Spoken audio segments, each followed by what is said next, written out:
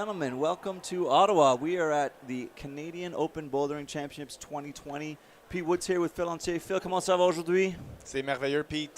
C'était un petit peu difficile de se rendre ici au gym ce matin avec les conditions routières, mais on est heureux d'être ici parce que ça va être une excellente compétition encore une fois. Absolutely. I feel like it wouldn't be a national event in Canada in the winter without maybe a little bit of spice on the road. So Ottawa, rain all day yesterday, freezing rain on top of snow, and then freezing rain on top of that again this morning. So there was some concern that maybe not all the athletes were going to make the ISO cutoff.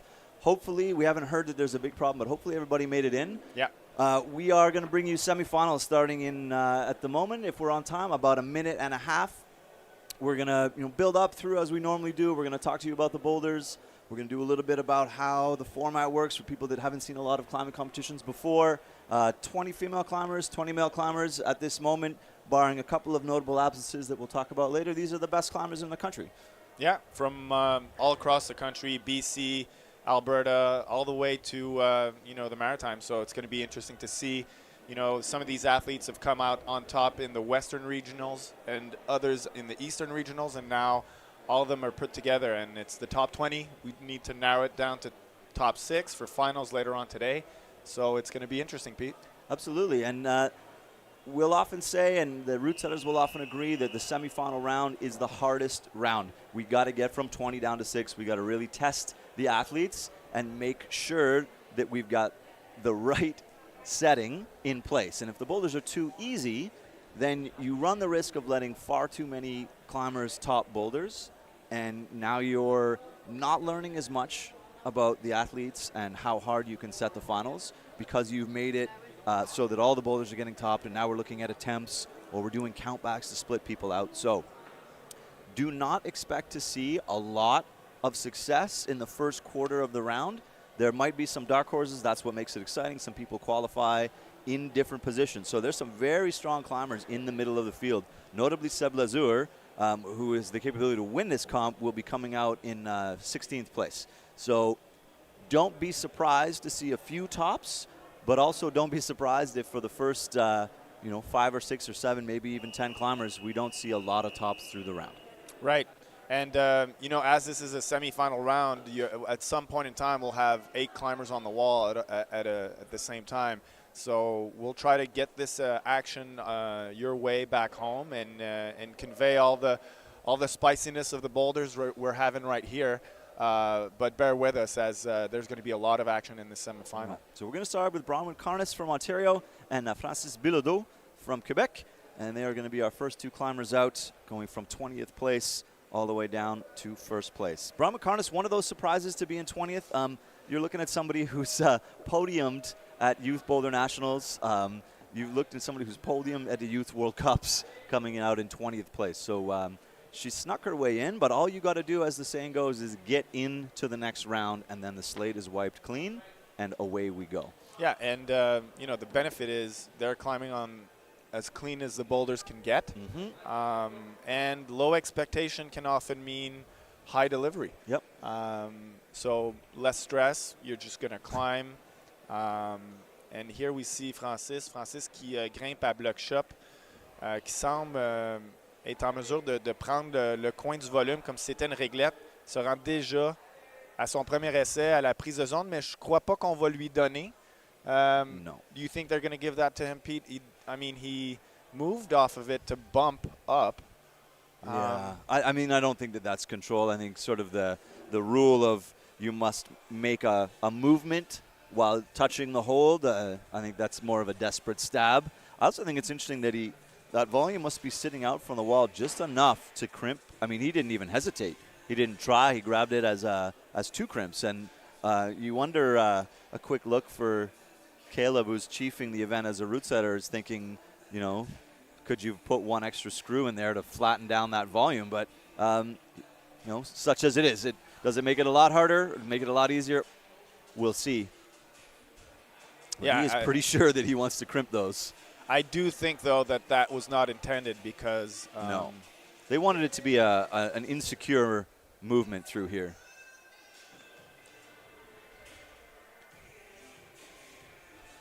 With 2.5 minutes or so to go. Bronwyn hasn't It's a good look at both of those boulders. The Bronwyn hasn't got through the opening sequence here. This tip over, you see across the corner.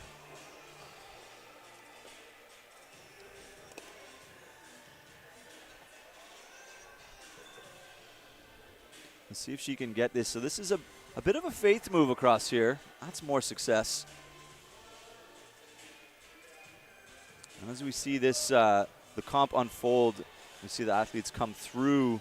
This is a really interesting boulder here.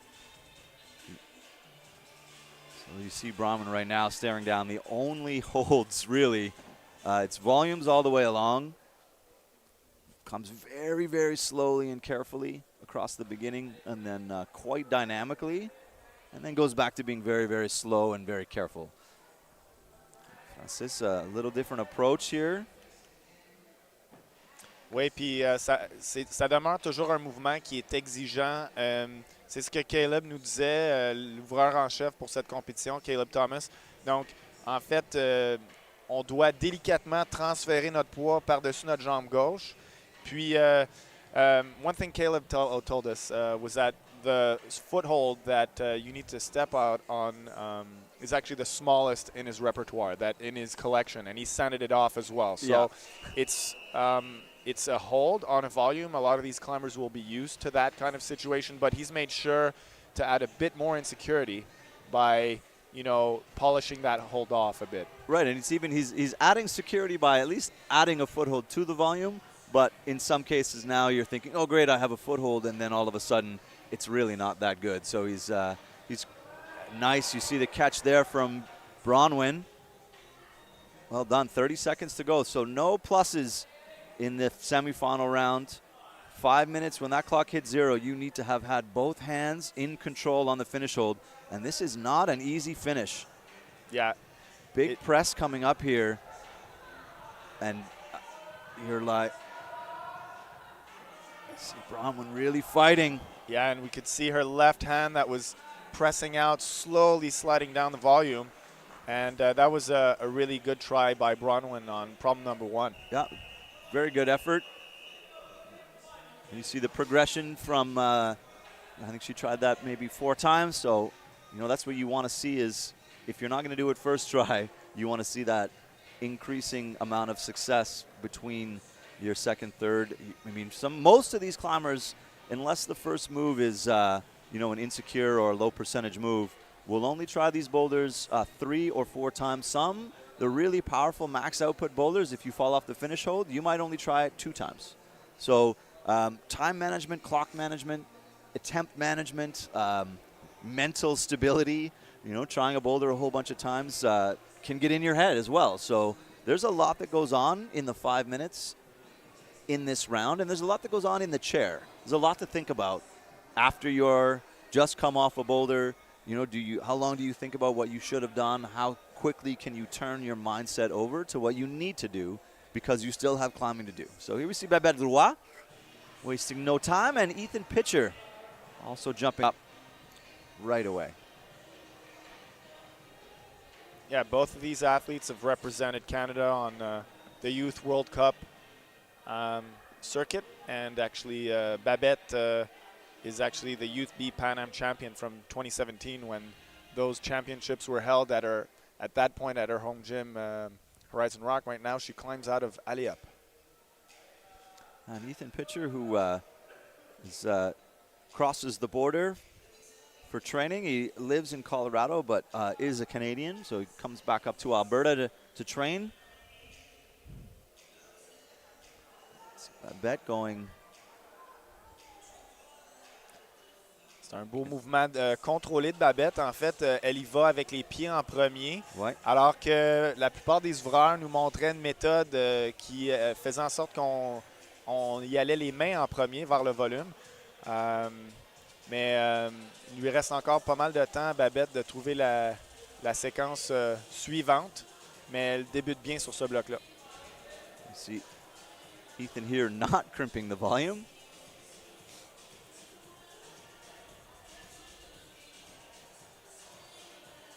So Ethan, one of the taller climbers, might actually have a bit more comfort in pulling up into that undercling. If he can fit in the space. Right, and it is that high up to make it, hard to use as an undercling. You can put your thumbs into it to press out, but yeah, we'll see what he comes up with next.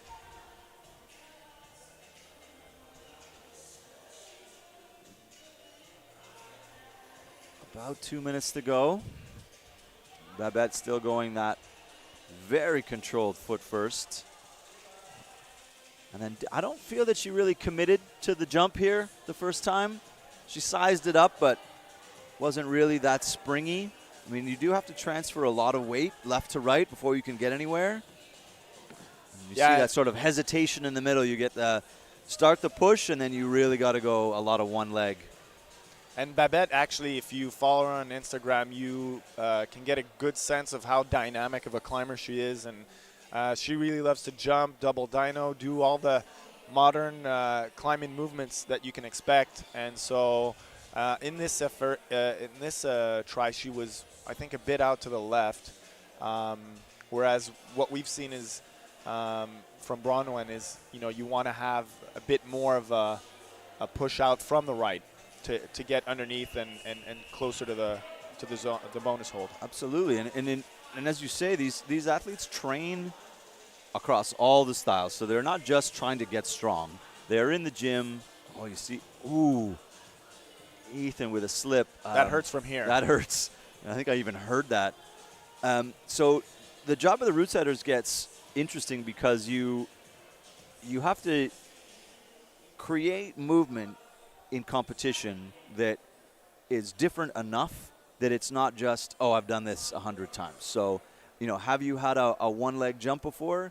Sure, I've tried that before. But have you done it, in this changing angle out of this sort of compressed or this concave shape of the wall?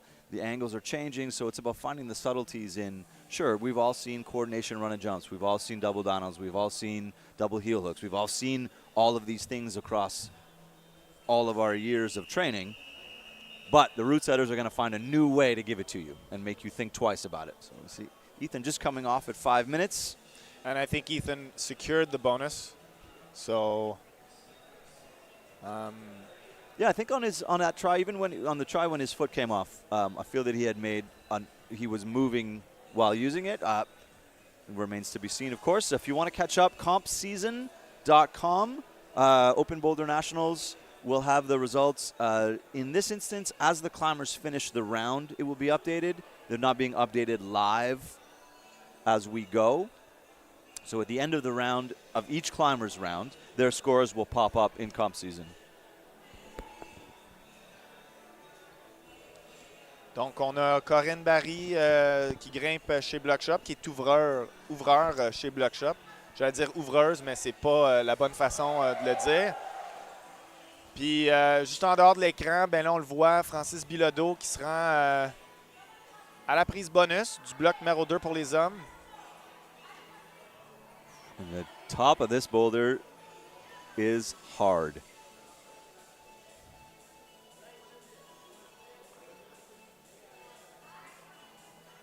Francis doesn't like the look of either one of these crimps and definitely needs to use both of them. He's sizing up, just trying to anything to avoid using the bonus hold here.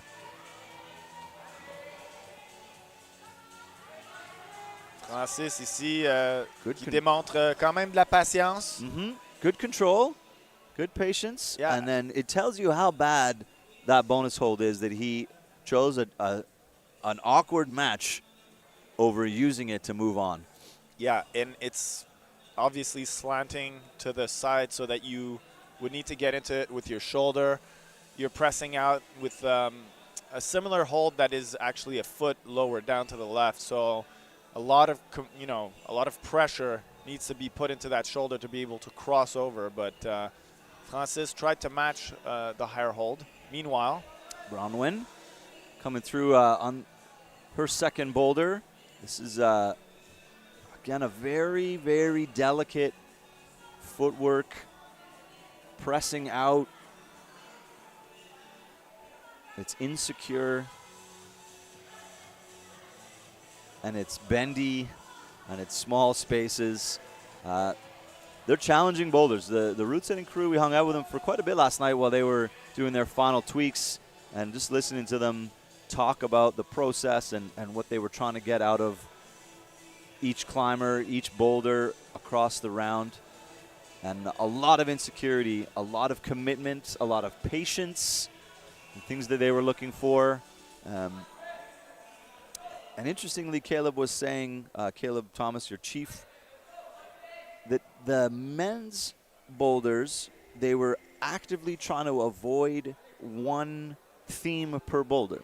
They wanted to have each boulder be 2 or 3 different, what we generally think of as themes or concepts or ideas, or whether we're talking about coordination or whether we're talking about, you know, compression or crimps or slopers, like all of the things that sometimes you see a boulder that's, you know, covers one of those. They want to do both. So let's have a good look at Francis showing you this first move.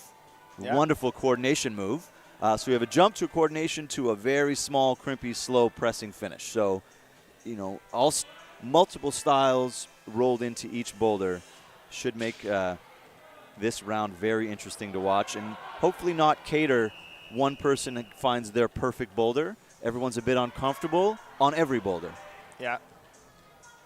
And here, you know, Bronwyn has been able to get to the bonus hold and is establishing herself in this dihedral, which is actually pretty, it's a small little space that you get wedged into, and you need to move your hips around. And it overhangs. So this black panel overhangs sort of towards the mat and then to the right as well. So it is, the angle is pushing you to Bronwyn's right and obviously to the floor. Oh, and she's got a really nice no hands rest. Excellent. Chalking up. Meanwhile, Francis out of the screen with 10 seconds to go. Oh, just touches the last hold. And Bronwyn, 3 seconds to go. is going to run out of clock. Oh, that's a shame. So we're going to MEC, one of our title sponsors of this event. We'll give them a little screen time here. Try and understand that there's, we do want to give our sponsors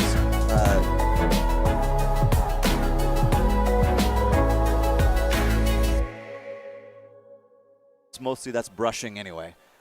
Most of the climbers spend in a 5-on, 5-off, right? Remember, this is on site. If you haven't watched a lot of climbing comps, the semifinal round, everyone goes straight into isolation when they get into the gym. So they're seeing these boulders for the first time. There's no collaboration. The only hint they get might be the cheering from the crowd from the person that was climbing before them, maybe gives them an indication of the success that they've had. But they have to solve the problem and climb the boulder in those 5 minutes. So you see, generally climbers will get on at 4 minutes. They need some time to look, they need some time to plan, and they need some time to brush.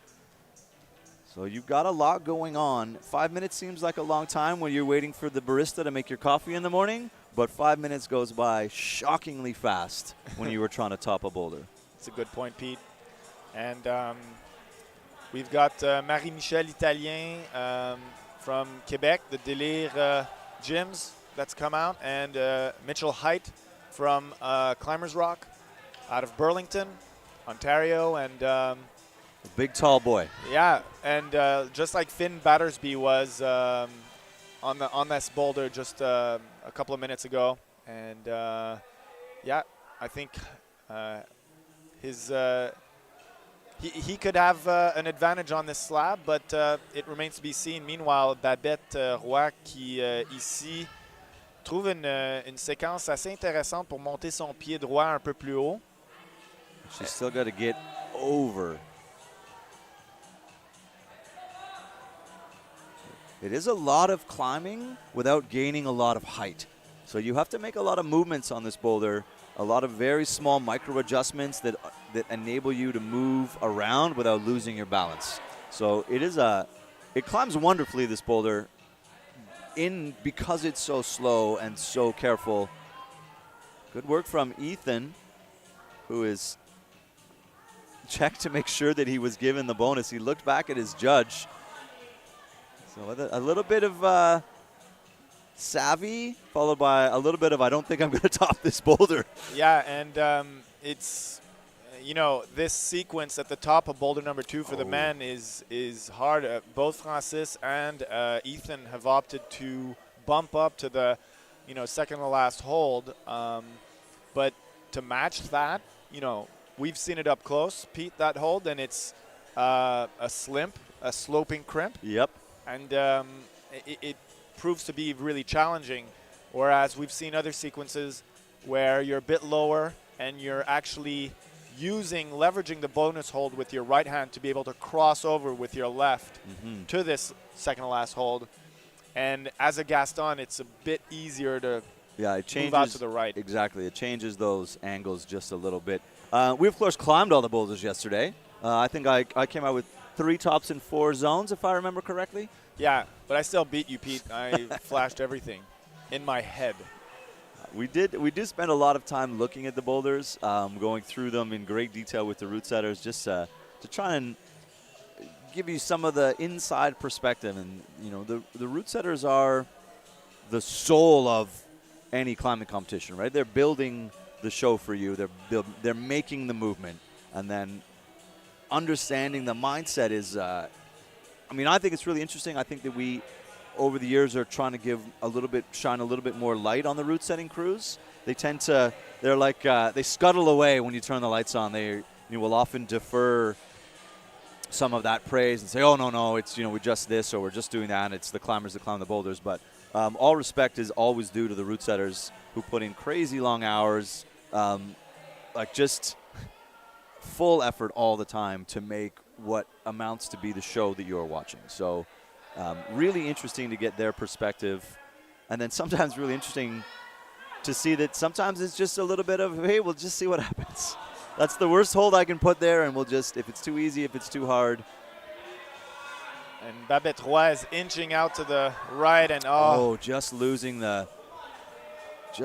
balance, and Ethan running out of gas. And you're absolutely right about the route setting, Pete. We had the chance to look into their process, and Caleb Thomas is a head setter, and Andres Lurch as the assistant chief setter. I think they both were a great team. Communication is really important between the team members and how they were tweaking the boulders. And, it's interesting because we've seen a few iterations of these boulders.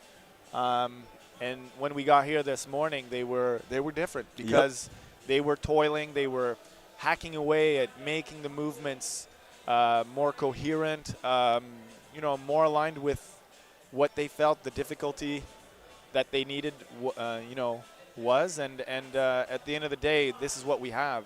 And the athletes are putting on the show that the route setters had planned. Exactly. And here we see you've got B. Evans out for the women and Dylan Bokenfor for the gentlemen. Meanwhile, Finn making some progress here right away. This is his first attempt. Getting up very high. Yeah. I think they're originally maybe reading that as that you can hold a heel or a toe before to get all the way to the finish and then cut the feet instead of making that move to the toes first. I saw that Francis did the same thing in his first attempt. And this is a first look at problem number 3 for the men, which we've been told would be the hardest for the men in the round. We'll see if that's the case. Francis is used to climbing in the steep. And well read by Francis. Foot first movements are not always as obvious as you might think they would be. People try and out-muscle foot first types of movement. Là, on voit Francis croiser ici. Getting his just a bit of a dry fire coming off the bonus. And you see him heel hooking what from home, depending on the resolution of your screen, you might not be able to even see that little black jib that he put his heel and a lot of trust. Nice move here from Dylan. Yeah, you see the difference in that the one leg press. He's been working on his one leg presses in the gym, and this is where it comes out. Is in a boulder like this. Yeah, on the worst foothold. On the worst foothold that Caleb found in his toolbox. Let's see if he can translate this. And we get Bronwyn high up on boulder number 3. She's swung out right after a dynamic first movement, and right now she has to get to the bonus, which she does relatively easily. And just out of this, you know, in the perspective that we have, the foot that she's gotten there is not that easy to see, but nice. There is a jib on that volume, just enough to give you a little bit of hope. But as Caleb said, it's dual textured and it's in a gnarly angle. But Bronwyn's showing you there really no trouble with the top half of that boulder. Right. So she'll be happy. It's tough to go through 2 boulders in the semifinal round and not be touching the top holds. So she'll be very pleased to put that one away. Meanwhile, we see B going feet first. And then Finn Battersby is making it happen. Oh, and you see him just sort of losing space from the wall, and as you get a little bit too far out, that foothold and that left hand can't help you anymore. So very close, tickling the final hold. A minute to go. Feel that he's definitely going to give that another try. And we get Francis at it again on 3 and working his lats out. Oui, alors la séquence implique de monter les pieds en premier dans le volume, de faire une compression avec une talonnade. Et là, encore ici, Francis utilise son talon. Lots Vire en of time. pointe. Little half rose move here. This is looking good, but that move is hard. Great effort. Off the edge of your screen, we did see Finn top boulder number 2, so he'll be pleased with that. Actually, it was Dylan. Sorry, on boulder Dylan number on boulder 1. number 1. Yeah, Dylan Bokenfour getting the top first top for the men, and with 8 seconds to go, just not enough to hold that left to right movement. And that last movement, I mean, Perfect. it's not finished until you're matched. So good look at Dylan there, dynamically getting to the finish of that boulder number 1. He'll be very happy at coming out of ISO. I mean, root setters love to play a little bit of that mind game. So, I mean, really, it doesn't matter. The first boulder out of ISO is the nervous boulder, no matter what. Yeah. Every now and then, they like to throw like okay, fine, we'll give it to you. You can flex your muscles. You can grab some holds. We'll let you, like, come out and be warm. And then sometimes they give you, like, this gnarly, balancy. You come out all excited. You're warm. You're excited. Your heart rate's up high. And they're like, guess what? You need to slow it way down. We're going to give you a technical, insecure, sketchy boulder. Enjoy that. Yeah. And that's what both of these 2 boulders are for the men and the women, is coming out of isolation. They're like, sorry, we're going to make you climb on volumes, and we're going to make you climb very, very slowly and very, very carefully. It's the reality check. And Andreas Lurch yesterday, who was, route setting and, leading the team for ladies boulders. And we can get into explaining, what the process for the route setting team was like this year and what Caleb had in mind. But Andreas was saying, this first boulder you will want as an athlete to get your jitters and your shakes out in ISO, because straight off the bat it'll be asking quite a bit of you, technically speaking, as you said, Pete. So, absolutely. Here we have Seb Lazure and Justine McCarney have come out of ISO for their first swing. So Seb Lazure, you've been watching climbing in Canada for any length of time. You'll be familiar with his name. Yeah, and here we have Ethan Pitcher getting to the bonus like Francis, but unlike Francis, opting for the left hand to go there instead of Francis's method to cross over. Yeah, sort of a completely different choice, actually, through that sequence. Babette getting close here on her third boulder. Babette qui a besoin de ce bloc. Yeah, absolutely. She definitely needs this. Ouais. Good Bravo. stuff. Alors, deuxième réussite de ce bloc de la part des femmes après Bronwyn Carnis. C'est Babette Roy qui s'illustre sur le bloc numéro 3.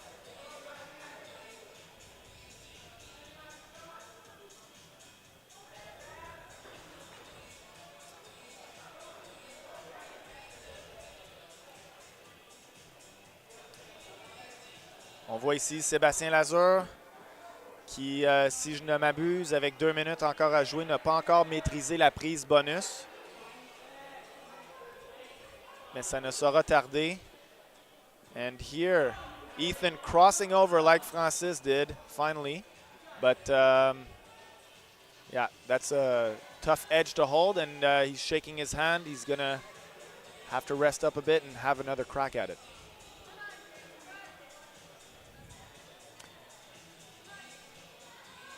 And Justine McCarney. Looking good here on the top of this boulder. Will we be seeing a first top? She's got to be careful. That definitely need to have that left foot on. Yeah. There we go, folks. Justine McCarney. Good stuff.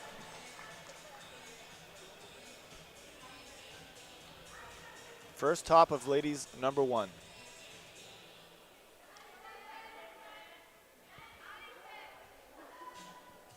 Sébastien Lazur, just a seasoned competitor here. As you said earlier, Pete, coming out a bit early for perhaps his liking, but at the same time, you know, the holds are cleaner, like I said earlier, and got lesser expectations, but I have high hopes that he's able to solve this because at Block Shop, the gym that I climb at regularly, I can see Seb have at it on slabs and technical routes, and this is definitely up his alley. Yeah, he's, as you say, a seasoned competitor. He is good at a lot of things. So it's the balance between I'm good at things and yet it's still in competition, and I might be a little bit nervous.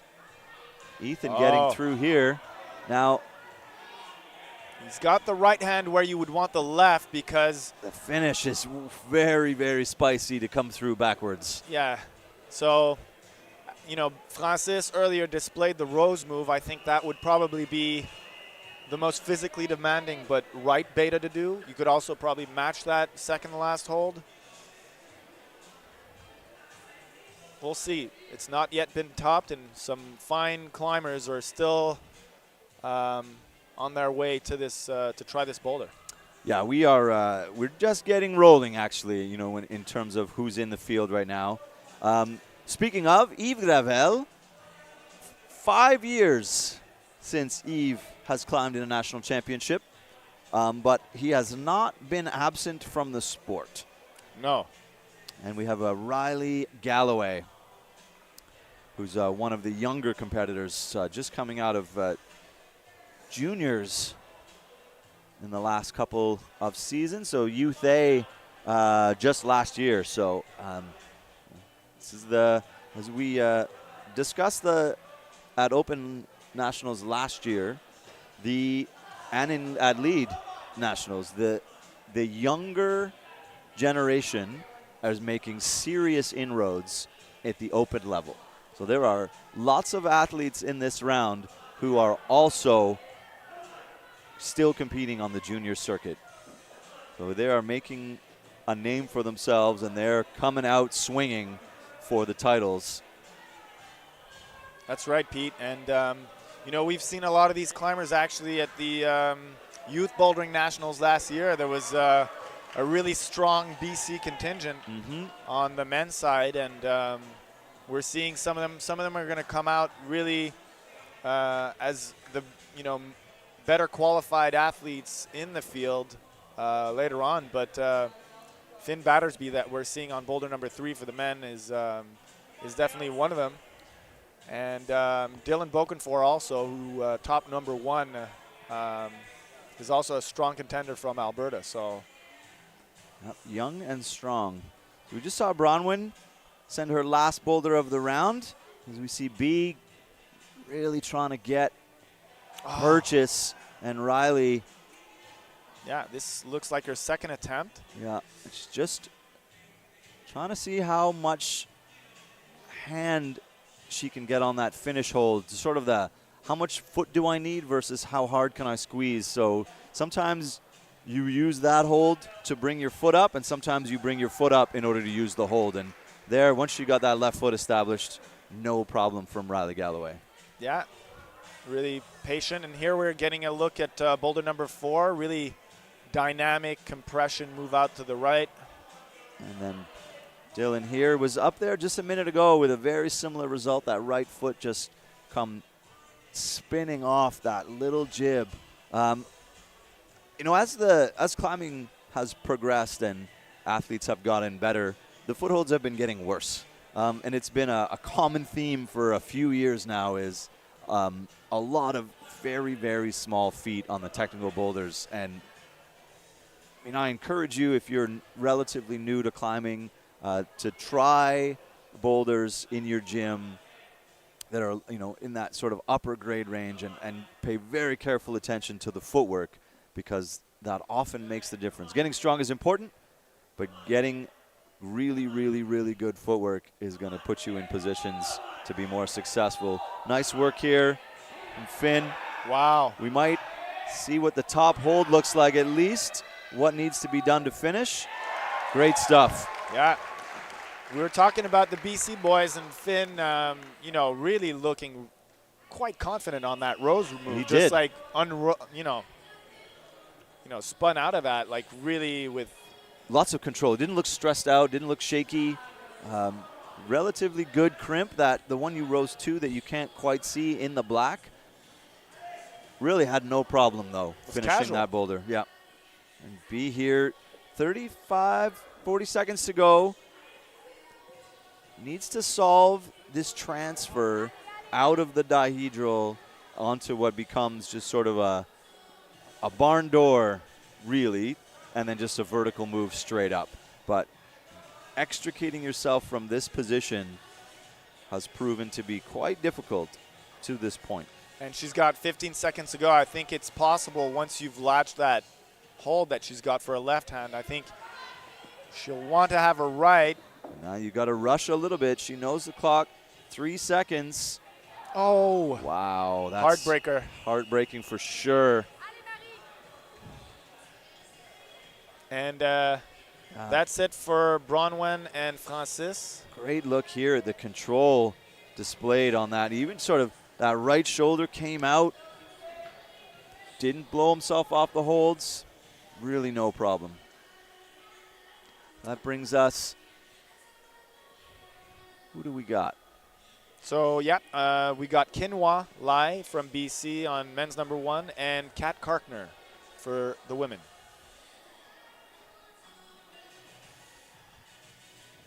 So we've got action on all boulders, folks. As we said earlier, we're going to try to have the significant moments up and, you know, make sure you catch all the action.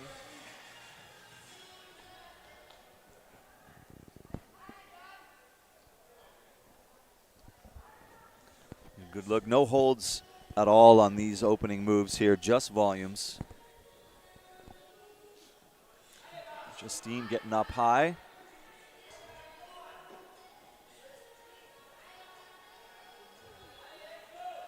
Yeah, and Babette getting high up on boulder number 4 as well.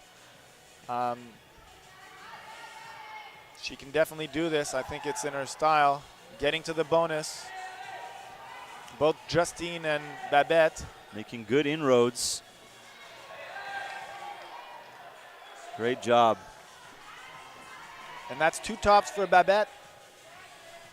Seb Lazur just off camera getting to the bonus on number 2, but not getting too far past it.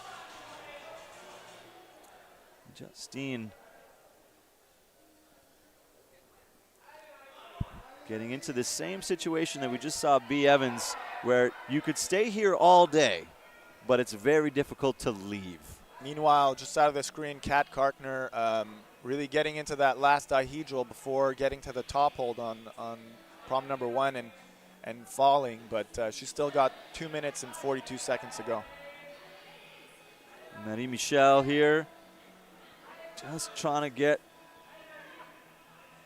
really needed to swap those feet. It's really tough to reach across your body like that.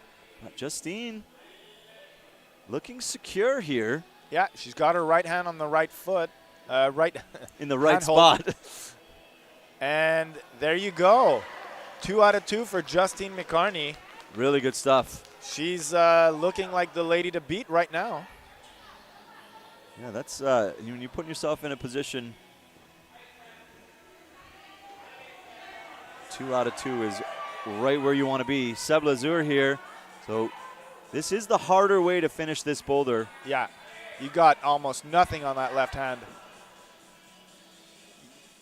It's about decisions. It's easier to get over using that blue hold, and then it's harder to finish using that white hold. So you gotta do what the root setters and the problem is directing you to do, even if it's what you don't want to do. And a lot of times, what you want to do and what the boulder is telling you to do are not the same thing. See Kat getting back up to the finish here. Oh, and reversing that to, I don't know if that was on purpose, but it was a good save. Yeah. She's an experienced climber, so she probably knew that she wasn't well set up and wanted to have another crack at it. She's got a minute left, and meanwhile we see Kinwa Lai on men's number 1. Just trying to work out how to get. Yeah, that's, if you're not very flexible in your hips, getting your left foot up there is a very, very difficult piece of work. And now so we get Seb, yeah, using that volume to the left. Great control. And he's got his arms in. Great control. Got to get around it. He's sort of stuck there. Reverses it. Jeez. Oh my God. Like did that move twice and held it. And held it twice. Man, that's disappointing, but a really, really impressive show of strength at the top of that boulder. Yeah, and Seb, I mean, those, I don't know if he got the bonus on number 1. He certainly did on number 2. Came excruciatingly close to getting that top. Yeah, a lot of very, very close just across these last 5 minutes. We'll go give MEC a little bit of love as we move to our next group of climbers. That's going to bring us Tula Shurkat, Sabrina and PM Lemay are going to be up next. Ouais, Sabrina qui est ouvreur à Block Shop depuis tout récemment. Puis Pierre-Michael, en fait, Sabrina à qui on parlait hier, qui a en fait réussi ses objectifs pour cette saison de compétition. Puis elle arrive ici donc vraiment avec peu d'attente, vraiment très contente d'être en demi-finale.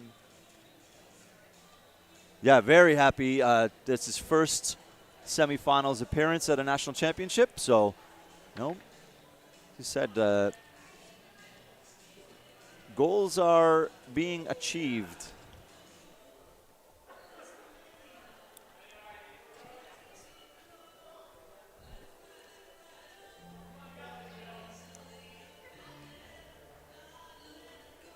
Pierre-Michael ici qui grimpe au crux. Un grimpeur régulier sur la scène de compétition au Québec et c'est la première fois qu'il se rend en demi-finale des nationaux. Alors c'est super intéressant pour lui. C'est un grimpeur que j'ai pu voir à l'œuvre à plusieurs reprises, puis assez complet, très très fort. Alors bonne chance à Pierre-Michael dans cette ronde. We just saw Corinne topping the last boulder of the round. Boulder number 4 for the women. Definitely the easiest. Even after a hard round, it's there's no. It's very straightforward boulder. There's no secrets to it. It's just about definitely keep your hands on the holds. And then you see Riley topping her second boulder. She'll be happy with that. Like Justine. 2 for 2. 2 for 2 like Justine. And yeah, if you know that boulder number 4 is perhaps the easiest for the ladies, you know that you're going to need to get those tops on 1 and 2 and 3. Exactly. Because 4 will not be the game changer. No. You see good work here from PM.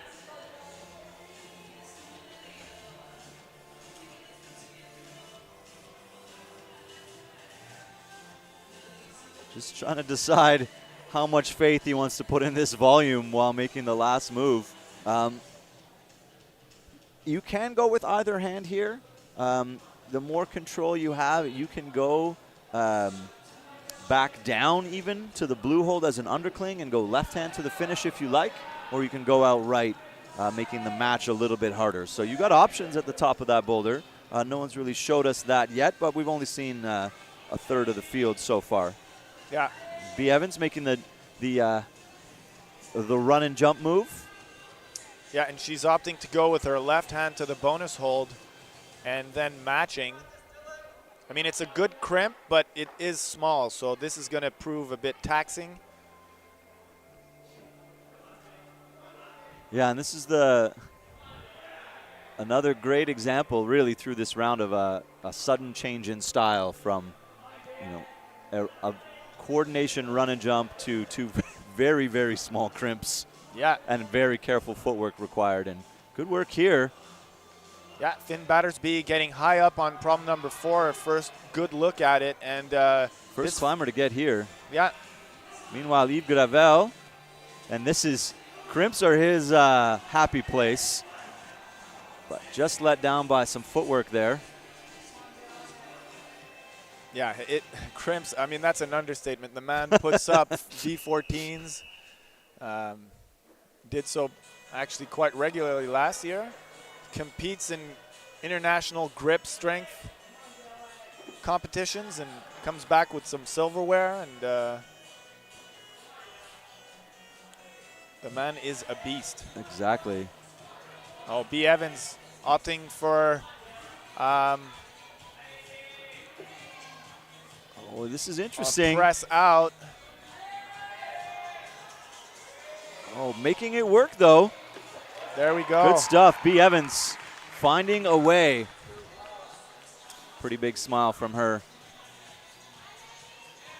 Yeah, pretty big smile. And have a good look. She came really close on number 1 and 2. So 10 seconds to go. Yves Gravel sprinting, for lack of a better term, on this boulder. Yeah. No time to spare here for Yves. Allez, Yves. Oh. He'll be, I mean, most people are disappointed when they don't get to the top of a boulder, but when you definitely think it's within your capability, you have a little bit of that frustration of, hey, I've touched those holds. I think I could have done it. Get a look at Riley Galloway topping her second boulder. Looking smooth. Yeah, and smooth B. Evans is the right word. Looking compressed.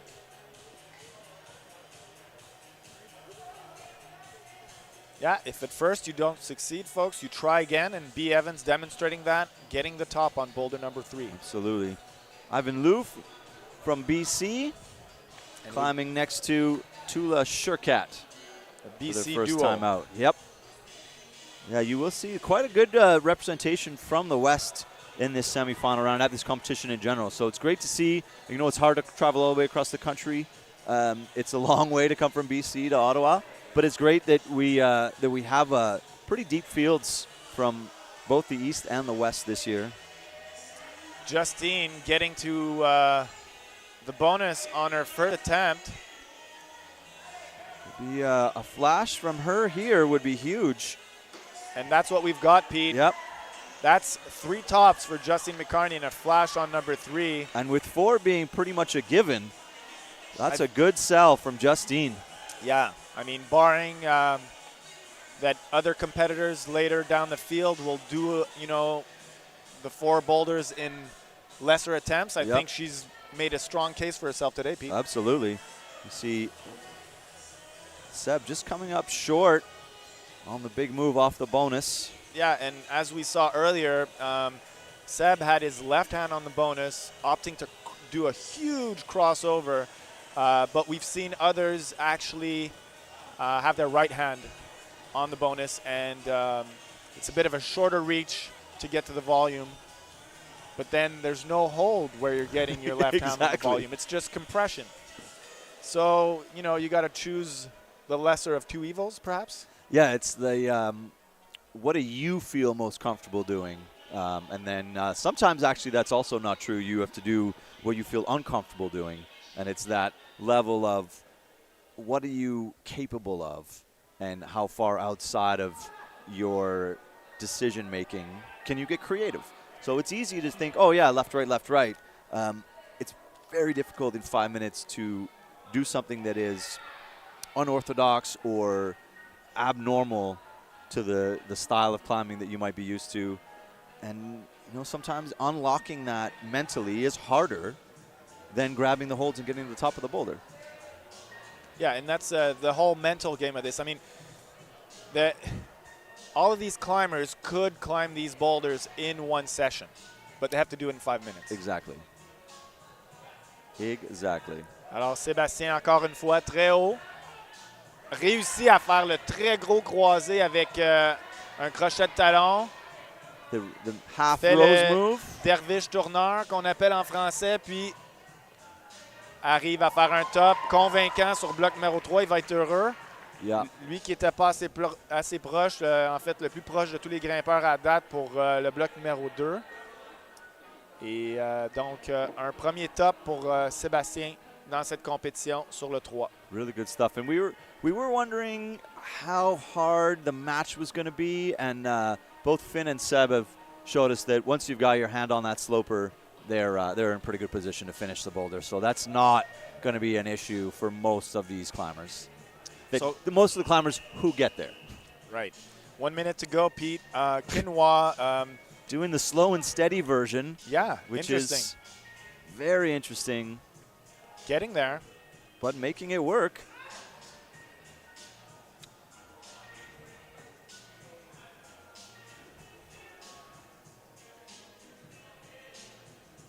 He said he's been relatively quiet on the competition circuit for the last few years. I haven't seen him pop up that often, but he's come out here and made his way into the semifinal.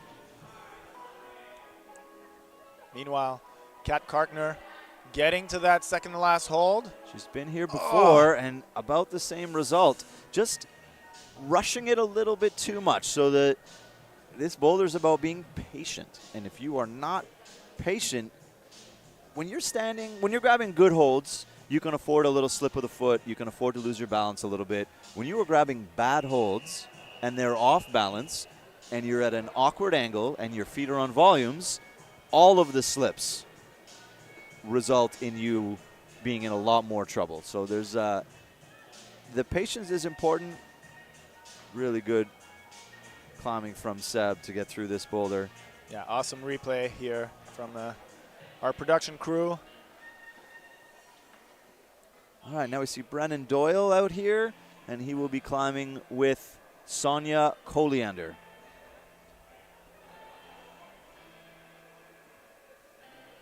Sonia, who's just coming out of the junior field as well.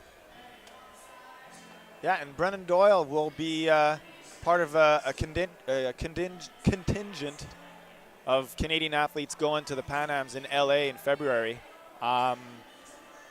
Other notable athletes that we'll be seeing there are Alana Yip, Jason Hollowatch. Who else is going there? No problem. Riley Galloway, 3 for 3. Yeah, you'll notice as we get into the top of the round that Alana Yip is absent. Sean McCall is absent. Jay Hollowatch, so people that you would normally see semis and finals. Making decisions based on the training cycle and what their goals are. Sean, of course, who's got all of his training program is designed to be peaking at the Olympic Games in August. And then right now, Alana trying to make her case for a spot on the Olympic roster with a finish at the top of the Pan Am Games. So it doesn't, this competition, unfortunately for them, doesn't line up with their training plans on a bigger stage. So PM also doing the low and slow approach to this boulder. So we've just seen out of the screen Yves Gravel crimping the really small foot jib on problem number 3 for the men. It's just, what? Okay. That was okay. Yeah, okay and then not okay. Right. Alors, Pierre-Michael qui se rend très haut sur ce bloc. Hop pour la séquence qu'on a vu plusieurs compétiteurs choisir. Mais je crois que c'est Sébastien Lazur qui a fait la démonstration peut-être la plus éloquente de la séquence qui est la plus intéressante pour se donner le meilleur des chances possibles pour se rendre à la prise de fin. So, yeah, heading to the Pan Ams, folks, are Alana Yip, Allison Vest, Becca Frangos, Jason Hollowatch, and Brennan Doyle. And so that event in LA is really a winner takes all spot. So you win in your category for the men and the women, and you punch a ticket to Tokyo. But obviously the women's quota for the United States is filled up with we've got Kyra Condi and also Brooke Rabutu that have qualified at 2 different events respectively. And so that's an interesting situation for Alana Yip. Yes, it is. And Allison Vest. Absolutely. There are, it's there to be taken. Yep. And it's, for some, that is a lot of extra pressure. You see Yves here going the, I would have argued the wrong way. He's taking the long way. He's taking the long way, but he gets around. If he does what he did, yes. He is. Oh. At least, just because you can doesn't mean you should. And he's going to tap. Well, he said he shook it off like he was maybe not going to try again, and it looks like he is just going to go and save it for the last boulder. Yeah, B. Evans here on the bonus. We've seen other climbers make short work of this one, so she probably doesn't know it, but she will want to top this boulder. Meanwhile, Sonia Colliander getting through here, but not looking super comfortable making that jump move, which is, I mean, it's fine to be uncomfortable. It's part of the deal. Pierre-Michael making a bit desperate. Sort of that running out of gas. 3 tries in 4 minutes is a lot of effort.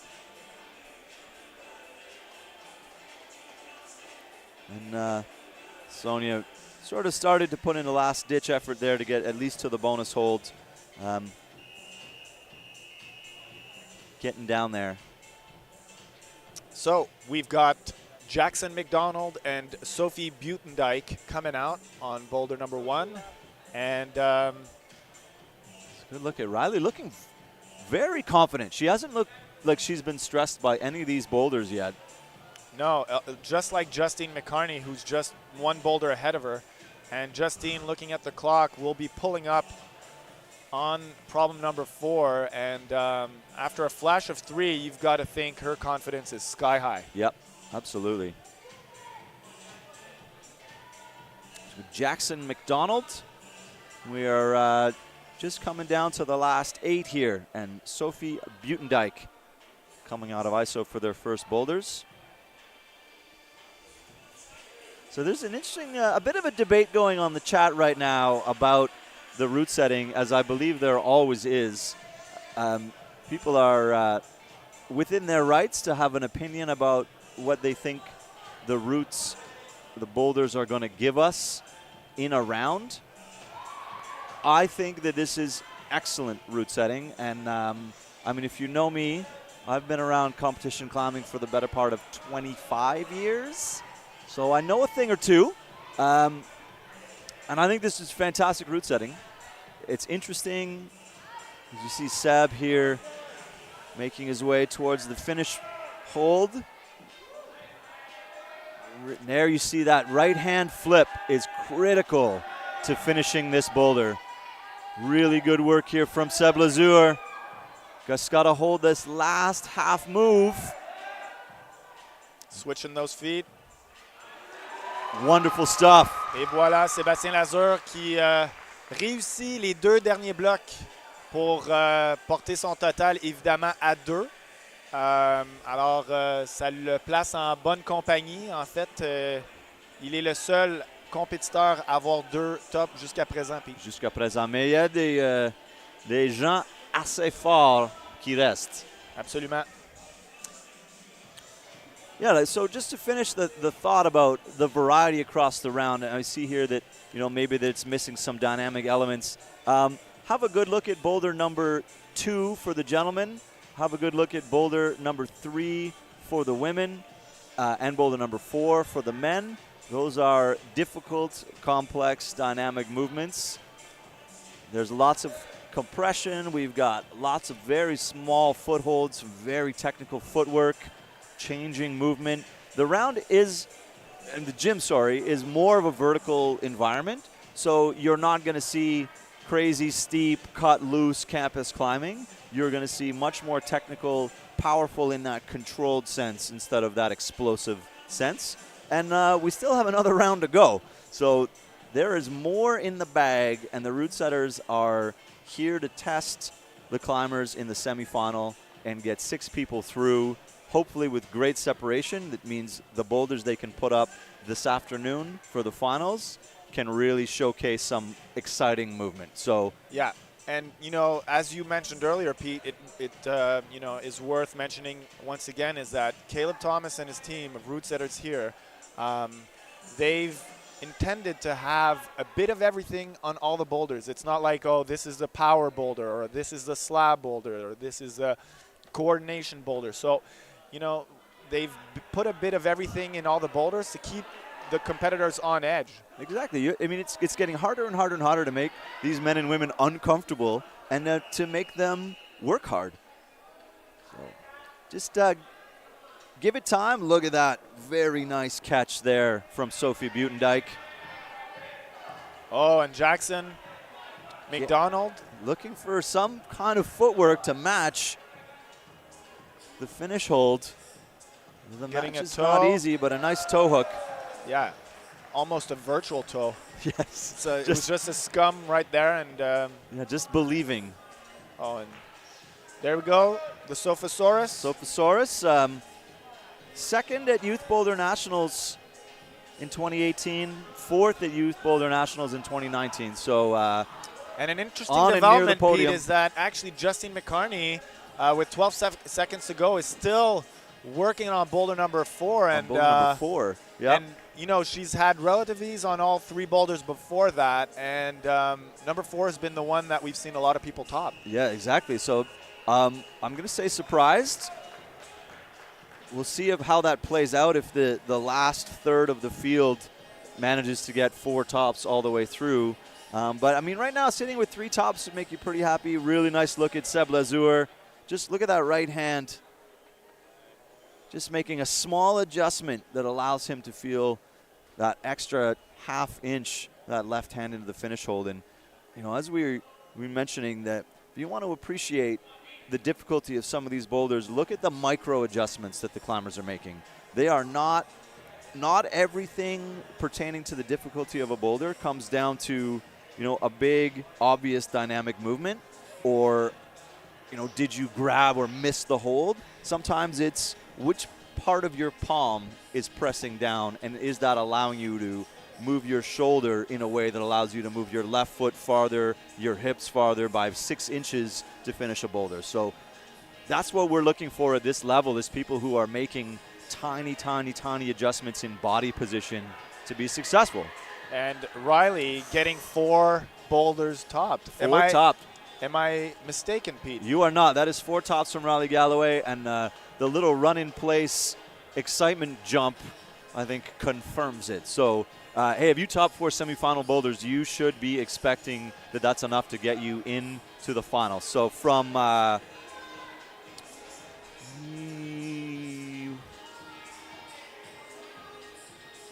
13th place, really shows you that where you are in semis is not necessarily indicative of how you're going to finish. So Ville Tikuvara here on Boulder 1, staring down what the finish move looks like.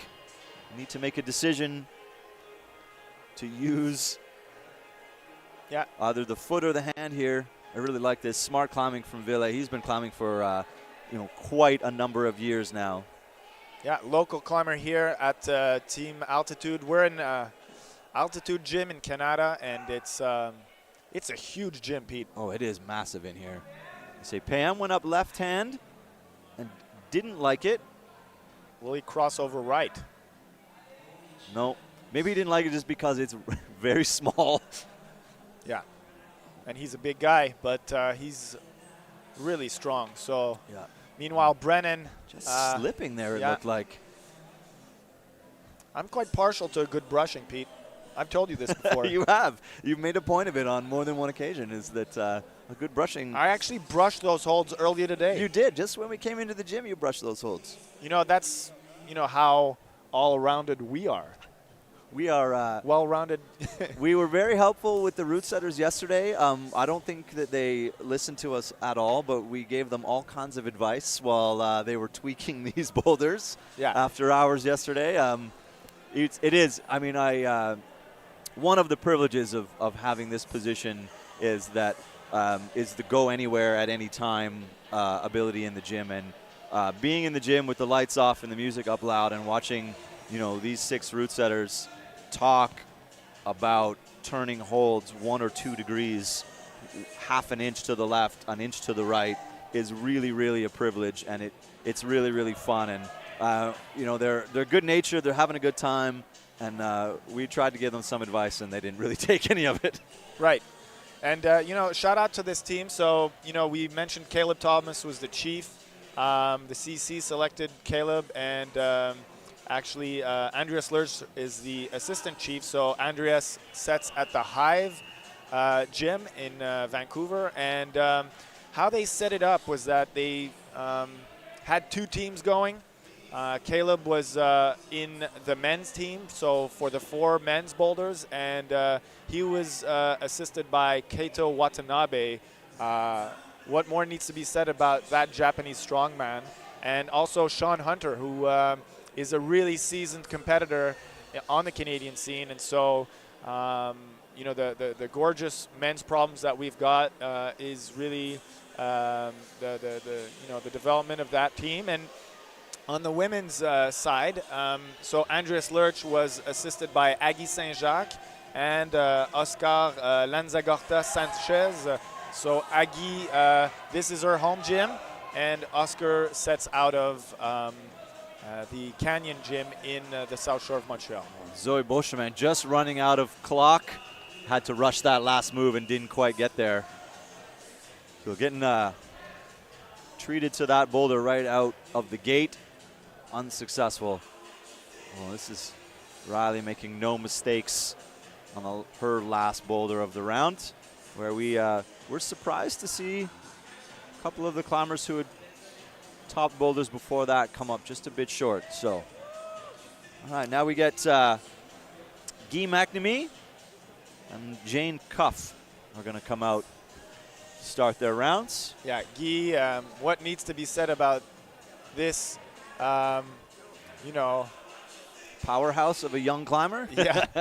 I mean, he's such a understated, young man. He doesn't talk much. I think we've seen that on a previous stream. Yeah, we may have seen that once before. But was first in lead at the Lead Speed Nationals in Montreal just last year. Was good stuff here. Third in bouldering last year. Oh, Jackson just again demonstrating the difficulty and technical aspect of that last move. There's a change. Every time you see a change in color in this gym, the angle changes. So the black is slightly overhanging. The orange part of that gets a little bit more vertical, but that change in angle, your foot is down and away from you. So as you push on it, it's getting worse and worse, and they know that. Route setters know that. That's the way they set that boulder, and that foothold feels horrible as you start to push over on it. You know what other colors we're seeing a lot of, Pete, is those blue red and jerseys. White BC jerseys. Wow, what a strong contingent of climbers out of BC. Ivan on your left, Guy on your right. Oh, opting to cross all the way over.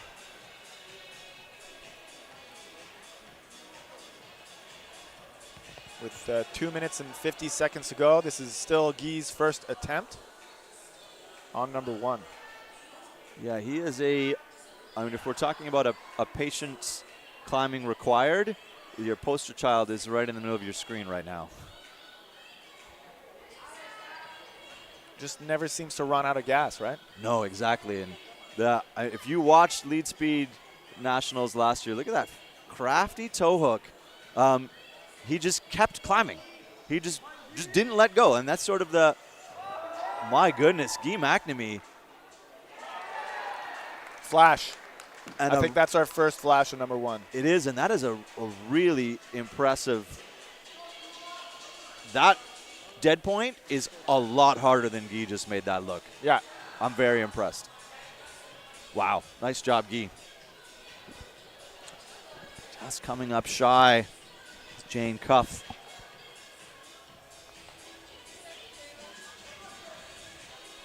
As we pan along the chaos that is semifinals. Brushes and judges and climbers everywhere. Jackson sticking that first dynamic move on number 2.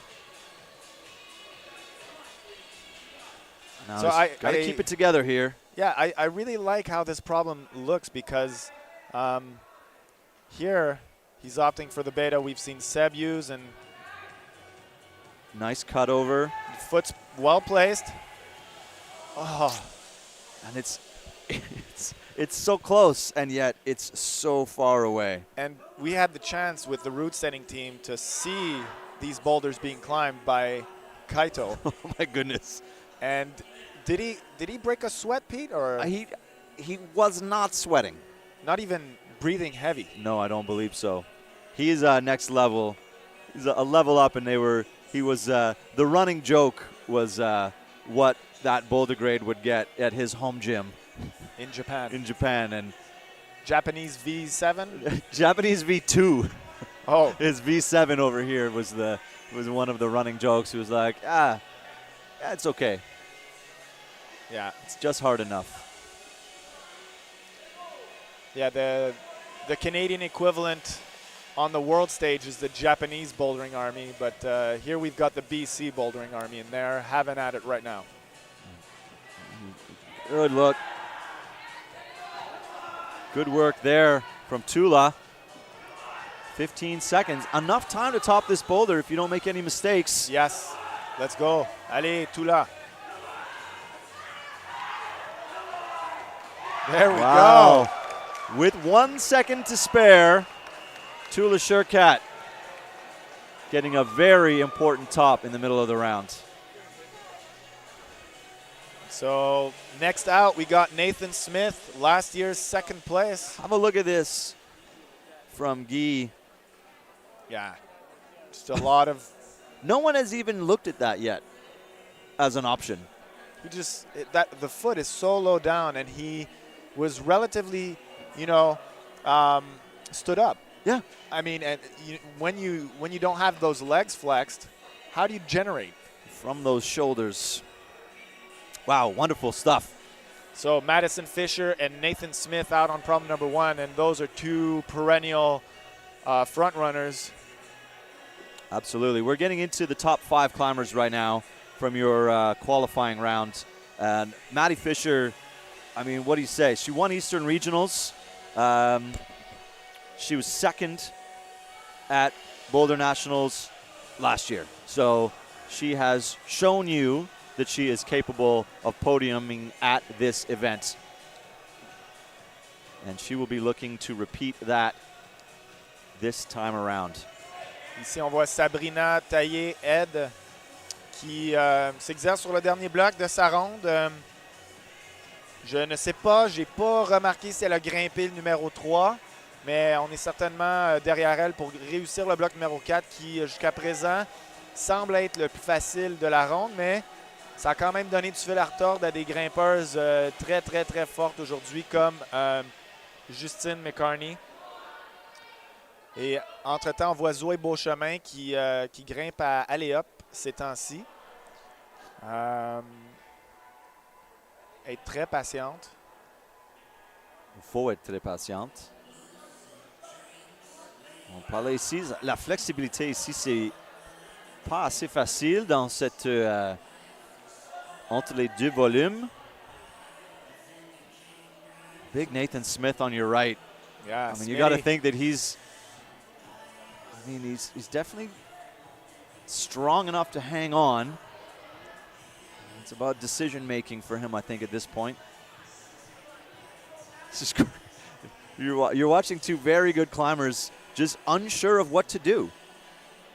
Well, Zoe not ready to commit to the barn door, and Nathan not ready to commit to standing on this big volume to make the last move.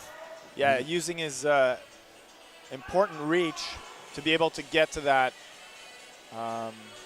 undercling blue volume. Yeah. And now staring up at that last hold. Oh, and just to the right of your screen, Madison Fisher just missing. Nathan Smith, 1 and 2. And I think that is another flash. Yep. So Nathan Smith will be happy with that. Nathan coming back from a knee injury in, I think, the summer of 2019. And so we're happy to see him back on the mats and back on the boulders. Actually, yeah. And he stayed pretty strong through that time off. He did say it's, right side heel hooks are not his friend right now, but so far this round, you're not going to need them. It's good to see him back looking like he's in form. It's a fun guy to be around too, Nathan Smith. Absolutely. Yeah, good. He's got a very good attitude about the whole sport. Yeah, really. And his place in it. Really a good role model too, and he sets in Montreal at Block Shop, and I can say I'm lucky enough to be able to climb on some of his creations. Yeah, and he's still a young kid. Sometimes climb on them. Sometimes. Look, at least appreciate them in your presence. That's right. Yeah. A minute to go. Zoe Beauchemin back up here. Sort of the only person getting real success in this round so far in this 5-minute chunk. Most of everyone else is not getting very far off the start holds, which is kind of surprising given that we are getting down to it. Yeah, and Zoe just inching her left foot up higher. As Madison inches her left foot up higher. And there this we go. Is the commitment point, and she does it. Great stuff. Way to stay with it, Zoe. That was 2 very long, very draining efforts on that boulder. You get Ville here. Yeah, and knowing that Riley's topped all 4 boulders, I don't think Zoe topped number 1. Nope. So she'll be relieved to do that. Not many climbers have done number 2. No, agreed. So I think that's only 3 people have done it so far. Justine McCarney, then we had Riley Galloway, and I think Zoe Beauchemin, rounds it out. That's going to bring us Allison Vest and Zach Richardson here. Get a good replay here at Nathan Smith just finally committing to that right foot. I mean, it took him 30 seconds almost of hanging out on the bonus hold before deciding to make that last move. Meanwhile, Sonia, Sophie Butendyke just making short work of problem number 3. Getting up there in a record amount of time. Wow, topping no it effort. For a flash. No effort at all. That's going to be my favorite replay of the round so far. Is we got a great shot of the floor cameraman making his way over to boulder number 1. Let's just have a look at boulder number 2. Guy McNamee, who made very, very clean work of boulder number 1. Getting up into the bonus here. He might be our first piece of success. Wow. Wow.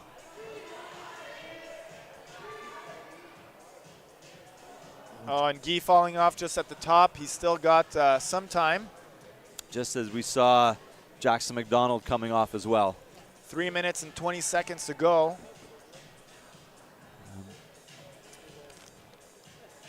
Yeah, if you've been around Canadian climbing for any length of time, you will recognize the name of Allison Vest on your screen right there.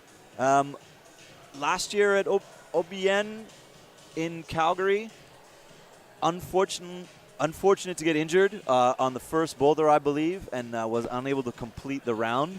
So that was, that's upsetting for her for sure. And then she came back and won lead in a couple months later in Montreal. So your current lead national champion and 2018 national bouldering champion, Allison Vest, coming out. Yeah, and definitely still an Olympic hopeful, seeing as she's going to be going to the Pan Ams. So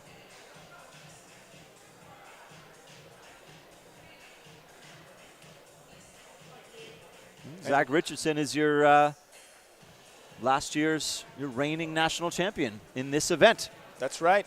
Just besting Nathan Smith with a very noteworthy send of that last boulder problem. You get Guy back up at the top of boulder number 2. So just did what we've seen so far and came up a bit shy on the left to right traverse. He's changing his decisions here.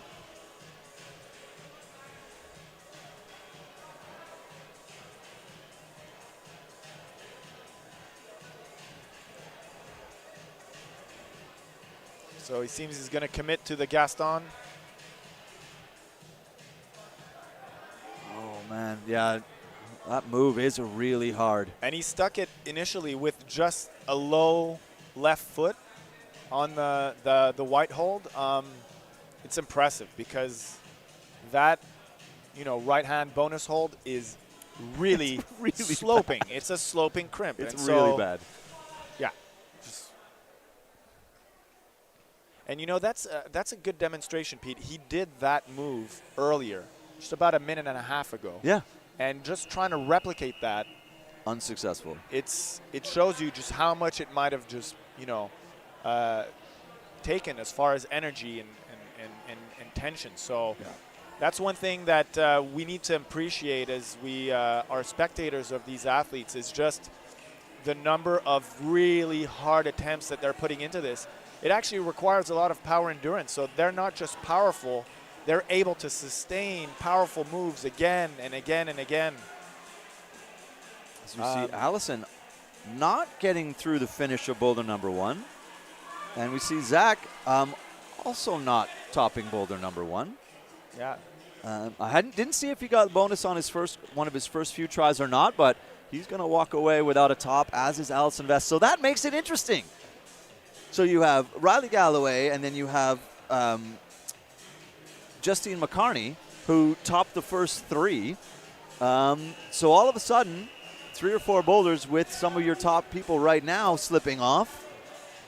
It's every climber that comes out changes the narrative just a little bit. And really good look at the confidence here, no problem. Yeah, and I think Riley Galloway is not a dark horse. She's really done so well on the junior scene over the last couple of years.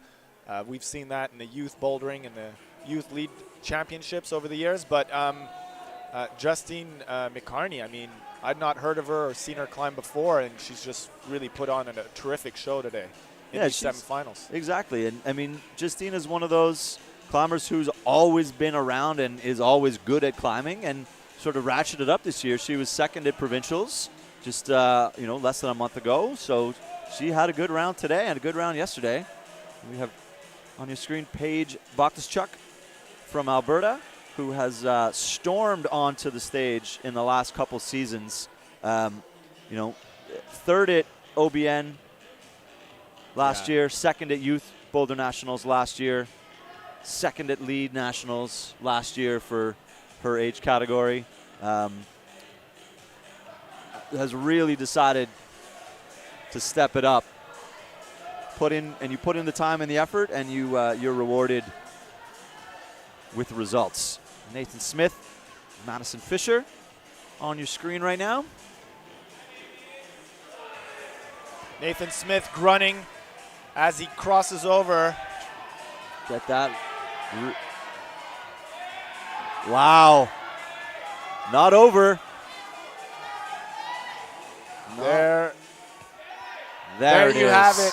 Nathan Smith with the only top of boulder number 2. Great stuff. And that is a flash, folks. That's really good. 2 flashes from Nathan Smith, and wow. Really good finish. Yeah. Strong and calm. He was composed up there. Yep. But he did grunt. He did. I mean, I think that was full power. Yep. So Beauchemin, the quick send. And you know what? Flashes are so key, folks, because Nathan is now sitting down and resting. So he's got 2 minutes and 30 seconds on his time right now, plus the 5 minutes of rest he's going to get after this to shake it out. That is gas in the tank. Saved. And a nice finish there from Sonia Colliander. Nathan, headphones back on. He's in a good mood, as you would be. As you would be. And, you know, what's interesting is he's sitting next to Guy, and Guy knows it. Yep. Yeah, he'll know from how quickly you come back to the chair that you either got hurt and are not going to continue climbing, or you sent that boulder first try. So we got two brothers on the split screen. The Tikuvaras? Yeah, local strongmen. And oh, not quite able to recover from that tiniest of slips.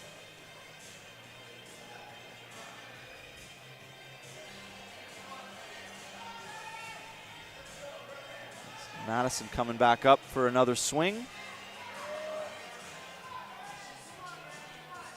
Brennan Doyle high up on problem number 4. Can he make this? Oh, you see, when you watched Seb do it, how slowly he moved through that last move. Flipped that palm over. Brennan, a big, strong climber, just sort of tried to make the dynamic movement and, you know, was far enough, but it needs to be a subtle finish. It's not a burly finish. It's a slow and low. And another thing is that Seb actually switched his palm grip on that blue hold. Meanwhile, Madison Fisher gushing to match her hands and almost decided to just double smear the volume and then changed her mind. But that's a great top from her. Second try, I believe. Yeah. And Paige. 30 seconds to go. I mean, Allison didn't get just finished. Looking at all the stress in that wrist. Yeah. Other competitors have had their hand up more in a palm. She was really just keeping the fingers in the crimp mode on that. But as you see, flipping that palm really hard. So I think Paige is with less than 10 seconds. And the same, Sam Tikuvara unable to make that bonus move on boulder number 1. Great finish here, Nathan Smith on the left of your screen. Just this still come down, the foot switch is not easy. And then that secure position. Flawless moves at the end. I mean, you could really try to rush that with the, you know, because you've got the top hold, but he just did those 2 little foot shuffles, brought his hand down, did the right things to secure that top, and he's the only man to have done that so far. Exactly, and only a few remain. And then Madison, so not flashing boulders, but topping boulders. And now we're welcoming Ben Newman and Leah Wachowski.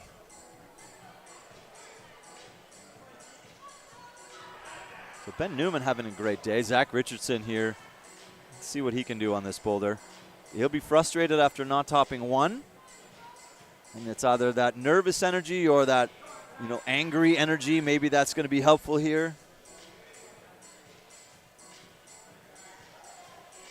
What? And Sophie Buitendijk flashing number 4. As expected. Yeah, I would say that too, as expected of her and what we've seen from other climbers. So Sophie, I think, having a great round, flashing 3 and 4.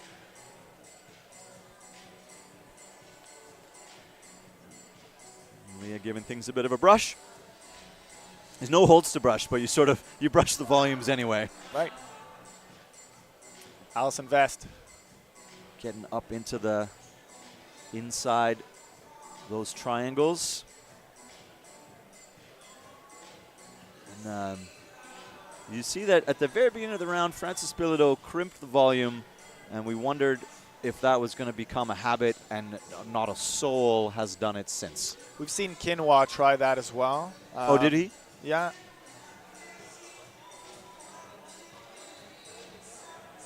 That's, as you can see there with the reflection on that blue hold, that is very dual textured. And the angle isn't great. Oh, Leah Wachowski, so probably sticking the bonus hold. Whoa. Going open. Wow, amazing. That's great control on that left shoulder. Amazing technique, yeah. And then just that little, it's that the difference of being farther to the right, to be able to get your left foot up instead of compressed on the left, trying to get your left foot up. So just by nature of the way she went towards the finish hold, she created room and got that left foot up much, much easier than we saw Allison and Paige just a minute ago, and then a whole bunch of climbers previously. So, in order to make these movements, you got to make those very small adjustments. You can't always just try harder in the same body position. Sometimes you got to make things that make you a little bit uncomfortable. Guy McNamee here securing the bonus. Yeah, he's matching it. Going out left. There's no hold. Just in case you were curious, there's no. Oh my goodness, he almost recovered that. And Zach Richardson really bunched up. Getting the sequence right here, though. Oh, getting around, but having that right foot come off. He's got time. Not as much time as I'm sure he wishes he had, but a minute and change. We'll give him one more attempt. Guy McNamee grabbed the volume, which is basically a bad pinch on an overhang, and then missed the crimp and almost saved it. That was a pretty impressive piece of body tension there in an unsuccessful attempt. And again, he'll get back up through here. Meanwhile, Allison Vest also elected not to go feet first. We've seen a little bit of both here. And he's gone hands first. As you're saying, Allison unsuccessful so far on boulder number 2 so far. Well, I'll be interested to see if Guy puts this together. That's a good shot of both of these two. 30 seconds to go. And that heel hook on this, it's such a bad hold. Guy McNamee, Allison Vest getting her high points so far. Oh, wow, and he's going to have to match again, I believe. Match again. This is exciting.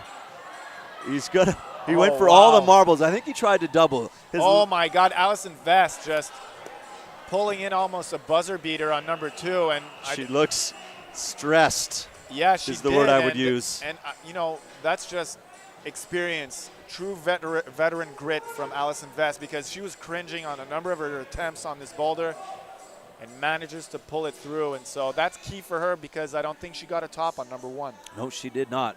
And I think that the way things are shaping up, 3 is going to be important. It's a really nice finish here from Leah. Just you see, not nearly half as bendy. Guy McNamee on the top of that boulder. He tried to like a hard match, and then he went for a huge bump. It just shows you what's possible for this guy, because he can actually envisage the possibility of down climbing. He's like, I can reverse this. I could just reverse this. Yeah, wow. And Zoé a bit of Beauchemin sur le bloc numéro 4. Zoe got number 2. I think she got number 3. Yep.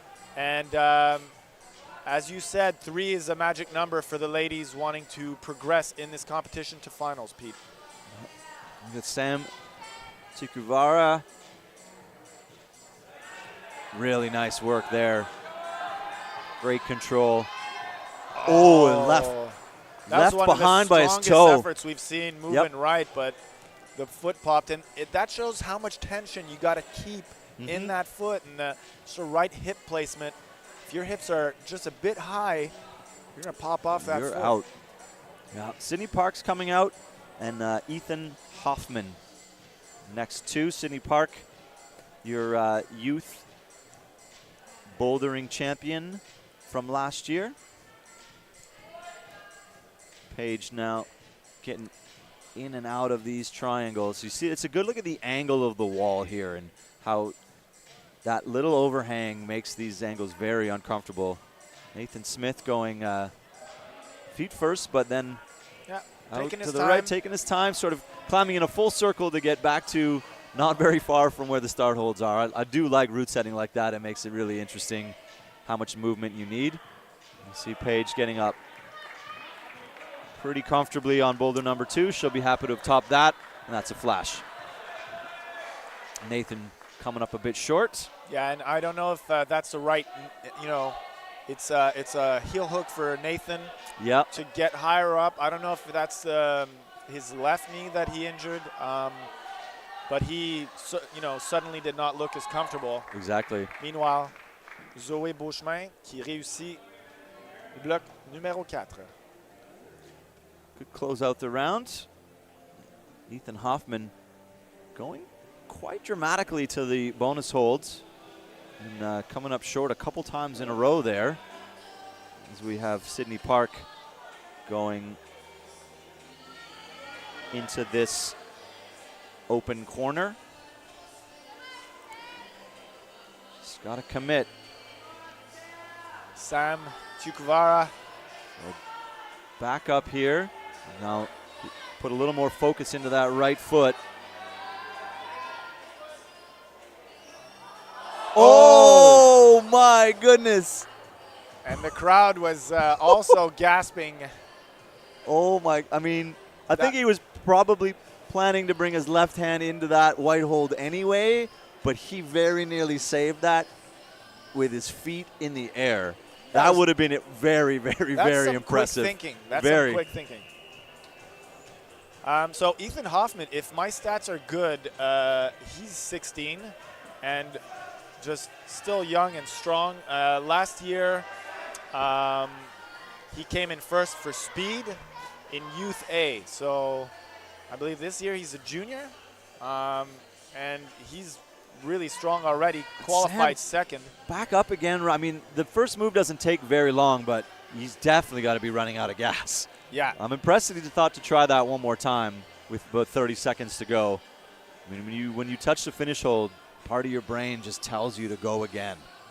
Yeah, and Sydney trying to find the right palming solution, but slipping out there. Others have recently opted to, palm on the hold that's on the volume instead of directly on the volume itself. Perhaps that's something to look forward to for her, but that's time running out for Sydney Park on Boulder number 1. Ethan Hoffman and Sydney will both be disappointed not to get tops, as we saw Allison Page didn't get tops there either. So, those are tricky first boulders. That doesn't, I think maybe if you were climbing many years ago, you would have remembered that boulders, the first boulder was generally the easiest, and it sort of ramped up across the round. And now what we have is 4 boulders that are of about equal difficulty. Different styles is what's going to kick people around on those boulders.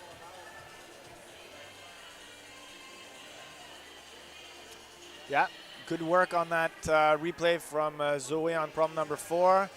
Allison Vest is out on 3, but we've got our top, qualified athletes coming out last now, Pete. We've got Alyssa Weber, and we've got Lucas Uchida.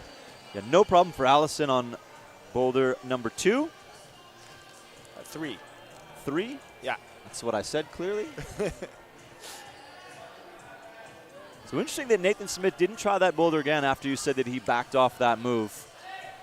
And now we see Zach on your right. And we have Jane on your left. So doing the Rose move, but not as comfortably. Yeah, there's an opportunity for Zach because he's not top number 2.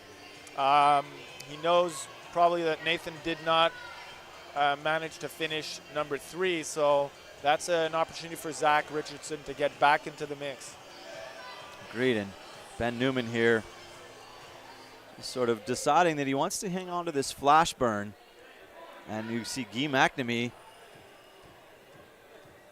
This is a couple of really good finishes here coming up for some very strong young men. So Guy getting that hip shifted to the left. Very careful, nice. Again, you see that little palm flip. Slow and steady is the way to top that boulder, and Guy and Seb Lazur being the only 2 to do that so far. Yep. Meanwhile, Ben Newman here, unwilling to give up the flash. I mean, sometimes the flash is important, but think about how much energy you're expending by not just coming down and doing the first move again. So hopefully this approach doesn't bite him in the end, but you see that as soon as you grab that blue, you see his shoulders come up, you see the elbows come out, there's not enough gas to hang on to that move. You spent nearly a minute on the boulder. So an interesting choice. I know how it goes. I know the mindset of the flash is important, but you just come down and do the first move again rather than waste all that time hanging out in the middle of a boulder. But it's also energy because those holds are not that good. I mean, the volume hold with the crimp in it, I mean, we've been told by the setters that it's a jug.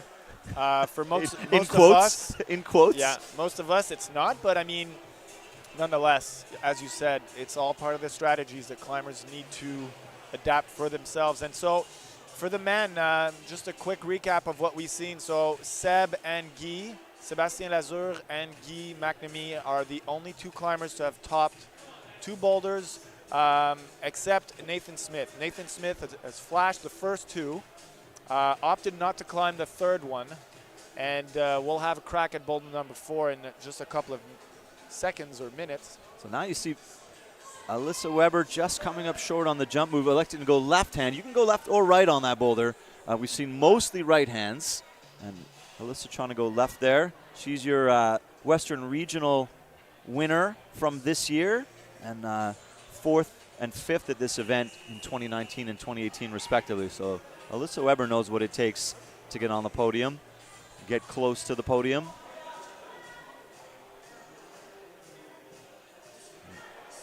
Ben Newman unsuccessful on his last try, likely his last try. And then we see Leah and Zach. Yeah, and Zach. So Zach took a long rest. That's a good strategy. This is a really burly boulder. He knows he can do this. He's got the finger strength. He's got the core. Now, this time through, you see him much closer to the wall to start that move. This should do it for Zach Richardson. Just going to be careful. So good job. Puts him back into contention, folks. Yep. Good job to come back. With one top so far. If he can do number 4. Oh, my goodness. Leah Wachowski just coming off the last hold on boulder 2, the slow climbing boulder. And at the buzzer, Lucas Uchida. Yeah, I'm almost sure that they would give him that. You see him holding his, oh, my heart. Give himself a heart attack. Wow, buzzer beater by Lucas Uchida. Wow. Meanwhile, this was the complete opposite of a buzzer beater. Like, I think it's the fastest ascent we've seen this day. Yeah, Allison Vest. In 15 seconds from the clock. She was like up and out and done. And really, really good. Watch the right hand on Guy McNamee here. Palm from fingers, and that switch it around. Just gives you enough to get comfortably into the finish hold. Good control in the Rose move here. Good footwork. Zach Richardson. Important tops. And then look just here. Leah Wachowski on the finish hold, followed by Lucas like at the zeros. Great stuff. Ethan Hoffman getting up to the bonus hold really quickly, opting to bump up. Yeah, Madison Fisher making no mistakes on boulder number 4. And Paige topping number 3. In about the same amount of time. Yeah, I'd say Allison was faster, but it doesn't matter. It's still a flash, and it's 2 tops for Paige, I believe. Yes. Sam Tukuvara. A number of attempts will be important for the ladies so far because I believe you're right. If it comes down to those topping 3 boulders, it is going to be an attempts-driven path to finals. Sydney Park on your right.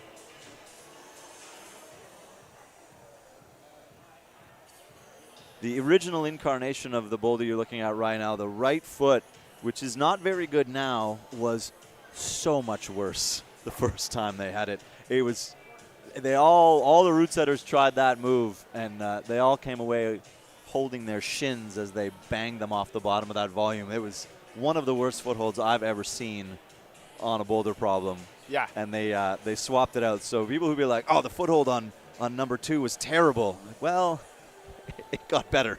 Yeah, and it doesn't mean that that foothold is that was there initially, wasn't possible to climb in it. It's just finding the right balance between the boulders as a whole, as a set. Right. That often needs to be done. And so Ethan Hoffman is the only climber on the wall so far right now. Nathan Smith on number 4 is getting started. And Ethan showing you that although the blue crimp is better to get over, you do need to use, I mean, unless you match it, going to the finish hold with your left hand on the bonus is very, very difficult. Sydney very slowly moving across this boulder. And there is no one left on boulder number 1. Alyssa and Lucas are our last 2 climbers of the round, qualifying first from the qualifying problems yesterday. Good problems yesterday, too. Hard problems yesterday. Yeah. If I'm not mistaken, people got in to semis with 1 top. So yeah, really tricky stuff yesterday. A hard round came down to attempts and bonuses. Yeah, there was 1 top, 2 zones got you in on the women's side, and 1 top, 5 zones, 2 tops, 3 zones got you in on the men's side. So that is a hard qualifying round for sure. But all the boulders got topped. And you see Nathan Smith on your left just not being able to make that dynamic opening move. And maybe that's time away from climbing makes coordination dynos like that a little more difficult.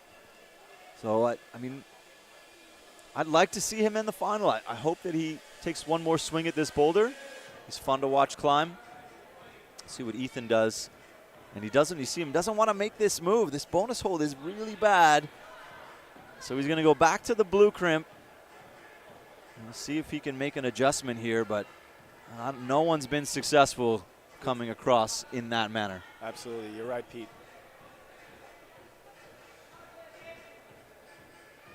14 seconds to go, Sydney Park. Getting close, but you can't rush this too much. Sam Tikuvara, just not quite enough bend left in the arms to make the move past the bonus hold. So that's been a shutdown.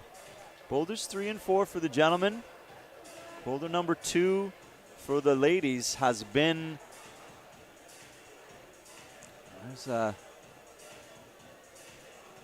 we see Madison Fisher closing out her round. I think that's 3 tops for her. Might be 4. I'd have to go back and check. I'm gonna see if comp season has been updated. See where that puts us. I don't know if she did number 1, but she did top the other 3.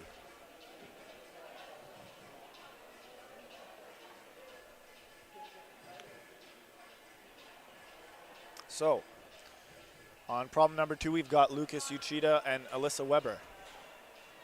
And Zach Richardson, who did not top 1 and 2, who's top number 3, has a chance to get 2 boulders as well on the final boulder of the round for him on men's number 4. Yeah, so look, what we got now on the women's side, we'll give you a quick rundown. Riley Galloway, 4 tops. Madison Fisher, 4 tops. Sophie Butendyke with 3. Justine McCarney with 3. Zoe Boscheman with 3.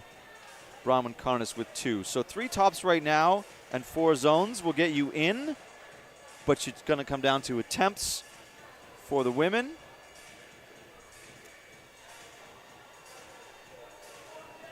Allison Vest making very quick work of boulder number 4.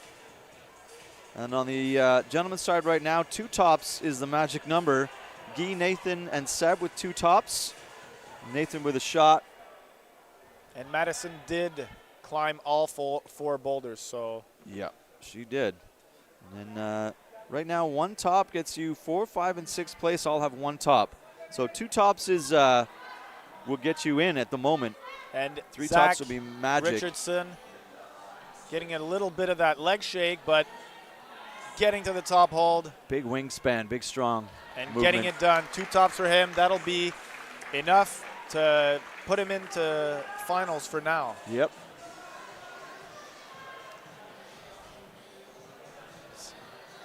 Leah on your right, Alyssa on your left. Leah reversing the top half of this boulder. Trying to look for a knee bar, something like that.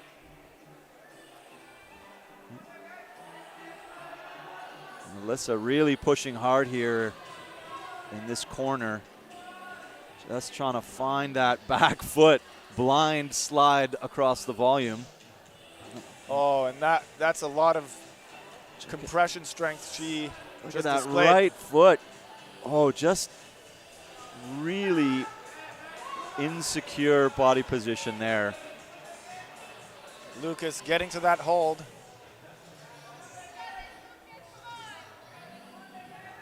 Yeah, that high foot, we saw that once before. Really good from here. Oh, slow motion. He's got time to regroup and try that again, though, Yep, Pete. for sure. Ben Newman. Also crimping the foot Yeah. hold like Yves Gravel did a bit earlier.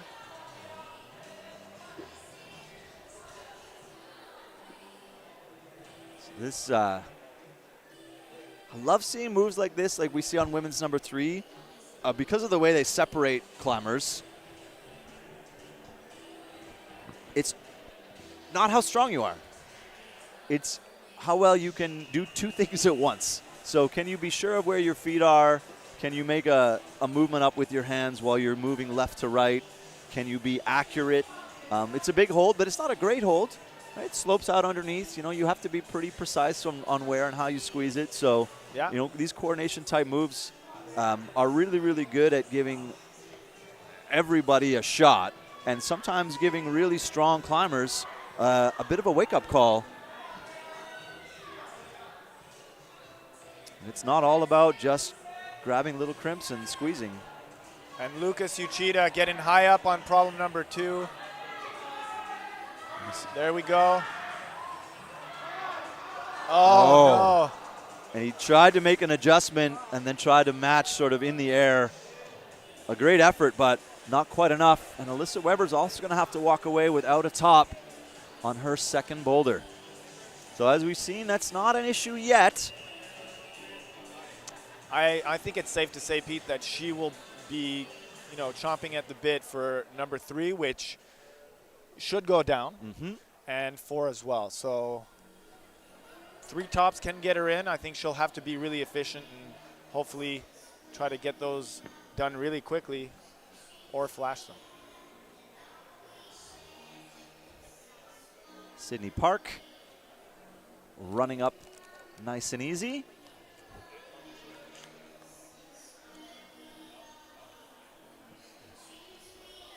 Well, Ethan Hoffman having a look still. Paige is brushing. Sam is staring. Easy stuff. Sydney Park walking up boulder number 3.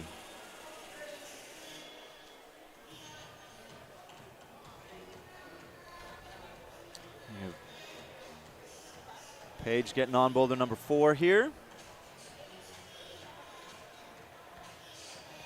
She'll definitely want to get this top. Oh, interesting. Ethan going double. Yeah, youthful exuberance Yeah, exactly. is what I would call that. Yes, exactly. He's like, oh, I've got the power. Why not just use the power? I got the power. Which version is the question that's on your musical device of choice? Whose version of I got the power? I'll let you guess, Pete. I think I'm surprised that I just saw Paige on the mat instead of on the finish holds. So just came up short, moving to the bonus hold.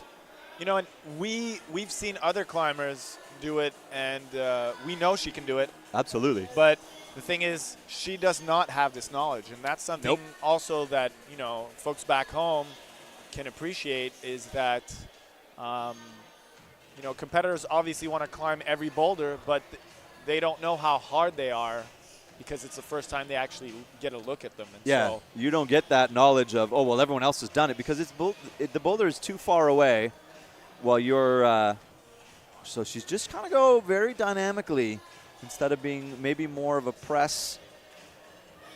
And, you know, we've seen even better climbers do that. Like Adam Ondra, in Munich this year, he had like 4 attempts to win, and was just doing the last boulder dynamically instead of doing it statically, which is actually, I think, his preferred style. Yep. You get in your own head a little bit sometimes. Absolutely. Ethan here solving the first move. And then did he waste too much energy on those first 3 tries trying to be burly to be able to get to the top of this boulder? We'll see. And sometimes you can get into some beta fatigue, Pete, is that you try it so many different ways, and then you get confused as to what am I supposed to do? Yeah, and you get lost in strategy. Meanwhile, Sam Tukuvara finally making that first move. You hear the crowd pick up a bit. He's been climbing really strong. I don't think he's gotten all the tops that he's wanted. Came really close on number 2. See that? There is a jib on the left on the black triangle volume there. It's a black jib on the black volume. It'll be hard to see. And we watched Caleb sand that down with an angle grinder yesterday to make it more slippery and more insecure. So it was a bad foothold. It wasn't bad enough. 1 minute to go. Ethan crimping the foothold like Eve did, and Paige getting back up on her boulder. And now opting to match. Like, this is what I was talking about. Like, yeah. But such a young, promising climber, Ethan Hoffman. We've not seen the last of him. This is all experience that he's gaining right now.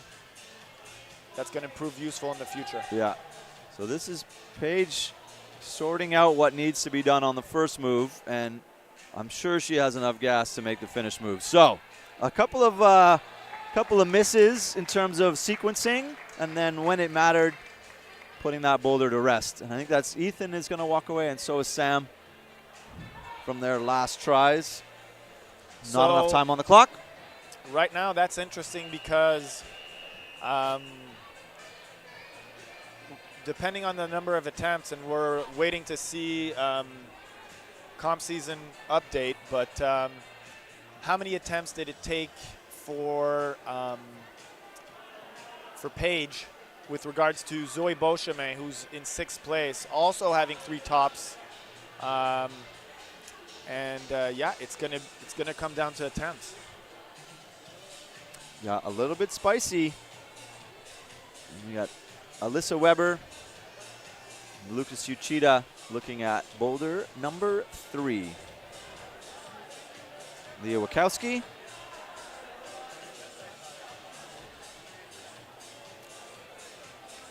A good-sized crowd for a first thing in the morning semifinal on a snowy Ottawa Sunday. Snowy and icy. Yeah, so interesting. It's good to Leah just getting let down by accuracy. That's a very solvable problem. And, you know, we actually in the forerunning yesterday, we saw that move could be deceptive. You need to, even though it looks like a jug, that final hold, you really need to bear down on it and hold it and maintain core pressure from your legs upward to keep it. So you can't let up. Oh, Lucas doing it the powerful way. I mean, he is a strong climber. People do climb to their strengths, so he probably looked at that and thought, why would I go feet first when I can just be, you know, a bit of a strong dude. And what has he got here on this move? Just going to thumb heel match. We're hearing some gamba gamba. On what? Was 3 minutes to go. It's like he knew he was trying something that couldn't be done. The way he came down with that wry smile on his face tells me that he was pretty sure that he had his hands backwards. Yeah, and you know, we've noted it from the beginning, and it's funny because now there's more chalk on that foothold. So, you know, climbers that come out, they see chalk on that, they say, oh, I'm going to grab that like others have. But that sort of throws you off because I think what we've seen as other sequences don't even use that at all. You know, the useful, the betas that have gotten people to the top do not make use of that hold. Ben Newman here on an important send. Alyssa making it through the coordination move after a few tries. And making no mistake on the finish. Oh, Ben Newman with a nice save on the underside of that pinch. Also getting a very useful top. Leah Wachowski going to that is slow this last move down enough and make zero mistakes this time. That is Ben's first send of the day, and I think that's a good. Oh, was note. it his first? I thought it was his second. I didn't see the other one, though. I might be mistaken. We're going to go to comp season to see. So right now, as you were questioning, Paige came in 4th place. 3 tops, 4 zones, definitely on attempts. So right now, it's Riley, Madison, Sophie, Paige in 4th, Justine McCartney in 5th, Allison Vest sitting on the bubble in 6th place with Alyssa Weber coming down in her direction. So that's going to be close there. Lucas Uchida looks like he's either letting the clock run down a little bit farther.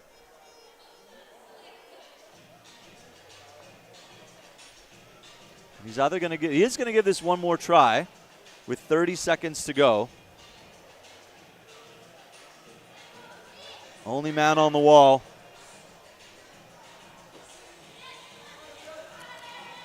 His last-ditch effort, he had a buzzer beater on number 1. Oh, and he goes in the very strong method. We've seen no one try that. But Lucas does like to climb showy moves. He likes dynamic movement. So the root setters put it out there as an option. Some people are definitely going to try it.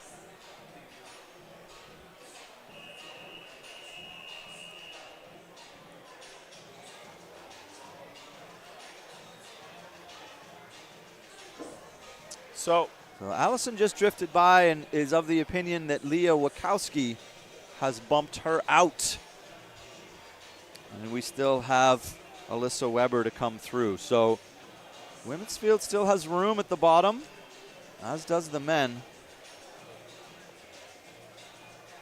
Yep. We got Sydney Park, who should, it's, we said not a complex boulder. It's straightforward to read, so not a lot of time spent on the mat staring at the boulder by any stretch. Sort of just up and into it. But you got to be careful. So on the men's side, we have Guy, Zach, Nathan, and Seb with still just 2 tops. Yep. And then you've got sitting in 5th and 6th, Finn and Jackson. With 1 top. With 1 top, but I believe we've seen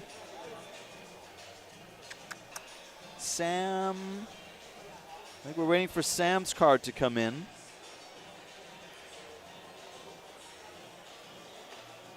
And it is interesting on the men's side for sure right now. I mean, Lucas Uchida with a top of number 4 definitely gets his place into finals. So his day's not over. Yep. But number 4 is by no means an open door.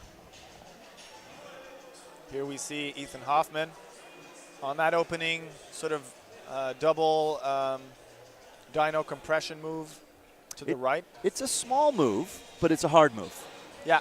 You're not making gigantic body movements. You're not traveling 4 or 5 feet, but you are very accurate to the right hand. And you know what's just to mix things up, the root setters have made the left hand just a bit higher and the right hand a bit lower, and so playing on the coordination, making sure you're being precise to control that. Yeah, it's surprising how much easier it is to go, leave both hands at the same time and have them go at the same height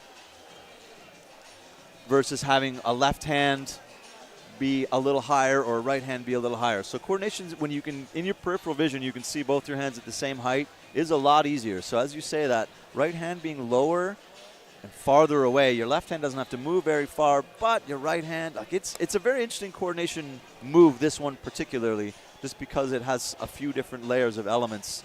So we got some inside information from Josh, who's got an inside line to some of the coaches that are on the floor right now, that there's an appeal on Lucas's top of number 1, as we thought there might be, given that the clock was winding down. So they'll look at that, see if he showed control of that hold. It doesn't have to be 3 seconds. That's a misnomer. That's old news. 3 seconds on the finish hold. You just need to show that you've controlled it. You don't have any extra movement swinging around before that clock hits 0. So that's going to be what they're looking for. Lucas's send of number 1. You're going to have to look at that replay once again, Pete. I think the only difference is that our clock isn't the official clock. Right. So we're out by, in some instances, 1 second, just by the time it takes us to restart it from them. So we would get close with ours, but I think our clock is a little bit slower. So we'll see how that, we won't know until after the round how that appeal turns out. And Sydney Park not being able to finish this boulder. Yeah, it's. I think she can. It's just, if you, I think she feels right now that she's probably had a disappointing round to her standards, and that plays in your mind when you're, attempting these boulders. So let's get behind her, Sydney. You can do this. Yeah, and Ethan too. Missing the first move of a boulder. It's got to be 10 times in a row now, starts to weigh on your psyche as well. And you haven't had a great round, as you're saying. You know that. You know it. I mean, it doesn't even matter what everyone else is doing. If you're not topping boulders, you know that you're not having a good round. And the odds of you going through to a final on zones and bonuses alone is basically nil. So you need to touch the top of the wall. And it's hard to try hard. Yeah. When you know that you're really sort of fighting a battle that's not taking you anywhere. So and on the women's side, you know that you need 3 tops, in an efficient way as well, and a limited number of attempts to make it up there, to make finals. Yeah, so this will be Alyssa's. This is her own ticket to right. And Lucas will, I don't know that he knows there's an appeal. I don't think they tell the climber while they're climbing. But a top here from Lucas would sort of give him that final spot. And if the appeal on 1 is unsuccessful, then he'll have 2 tops. So Lucas still very important.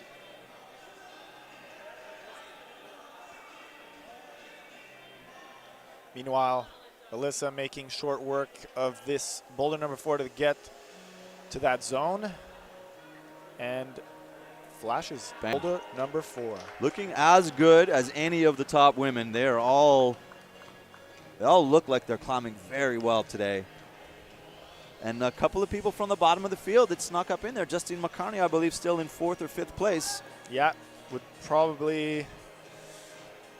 I think might hang on. Might stay there. Might drop to 6th. And Allison Vest is in 6th place right now, and it'll come down to attempts. So we'll get that back to you once it's updated on comp season. But yeah, we got Leah and Alyssa are the 2 that are in position to be changing that field. So Leah, no, only 2 tops. It's hard to keep track. You sort of try and remember, what you saw on each boulder, and then it's pretty quick to lose track sometimes. For Leah, it's like we remember her peeling off number 2 just in the last couple of seconds. Oh, that's right. She did just miss. Okay. So all eyes on Lucas Uchida. Last climber of the round, last boulder, 2.5 minutes to go, and a lot of marbles for the taking right now. And he does look frustrated with himself, not topping 3, not topping 2. He doesn't know that almost none of the men topped those boulders. But having got close to the finish, he'll believe that some of his compatriots did do that. So you do have that knowledge. You think, well, if I got here, then, you know, I'm pretty sure that Ethan got there, and maybe Zach got there, and probably Nathan. So you're doing mental math in your head sometimes, and it can affect your psyche. Some people are really good at tuning it all out, and they just say, hey, it's me and the boulders. Yeah. But some people do have that, well, what am I going to do now, and how is everyone else doing? So the crowd that's left here is getting behind Lucas.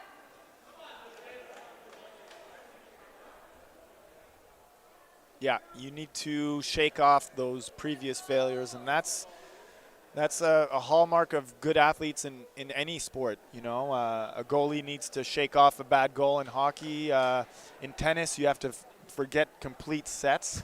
Exactly. Entire hours of your life need to be put into the past. So you need to forget what you've just done earlier today and focus on this. And he can do this. He's got 1 minute to go.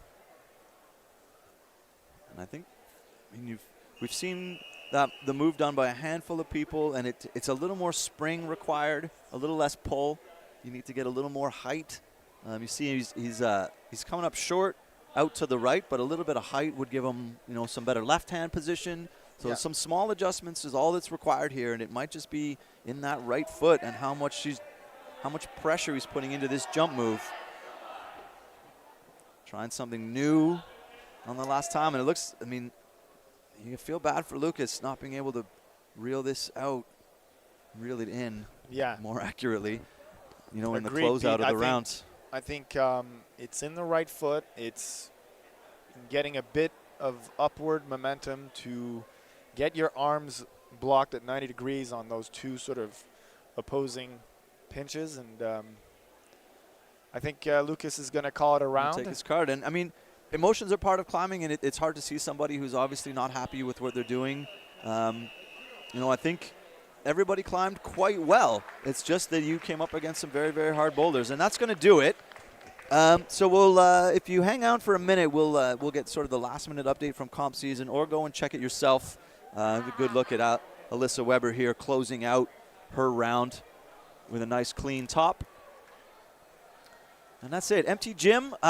We are going to be back at 3:30 Eastern time for finals. So if you go back to the same YouTube page, there's a separate link for the final stream. We're going to come online probably about 5 minutes early. We'll come on at 3:30, do the presentations, do the preview, so we'll see all the boulders. Remember the finals, all the climbers are climbing one boulder at a time. So a lot less chaos than we saw today. Yeah, a lot less chaos, but it's going to be a great show here at Altitude Gym in Canada. So tune in, and if you're in the region and the roads are safe, well, drive here and come be part of the show. Come contribute to the show and join us online, ask questions. We keep an eye on the feed, so, you know, if there's a little bit of conversation, I know people like Sean McCall says you're going to try and check in, so you're going to have some knowledge in there. You're going to have some family watching. There's lots going on in the live stream. We're going to try and get you up close and personal on all the boulders. We're going to have a lot of fun. 3:30 Eastern, come back, hang out with me and Phil. We'll see you then. À tantôt tout le monde.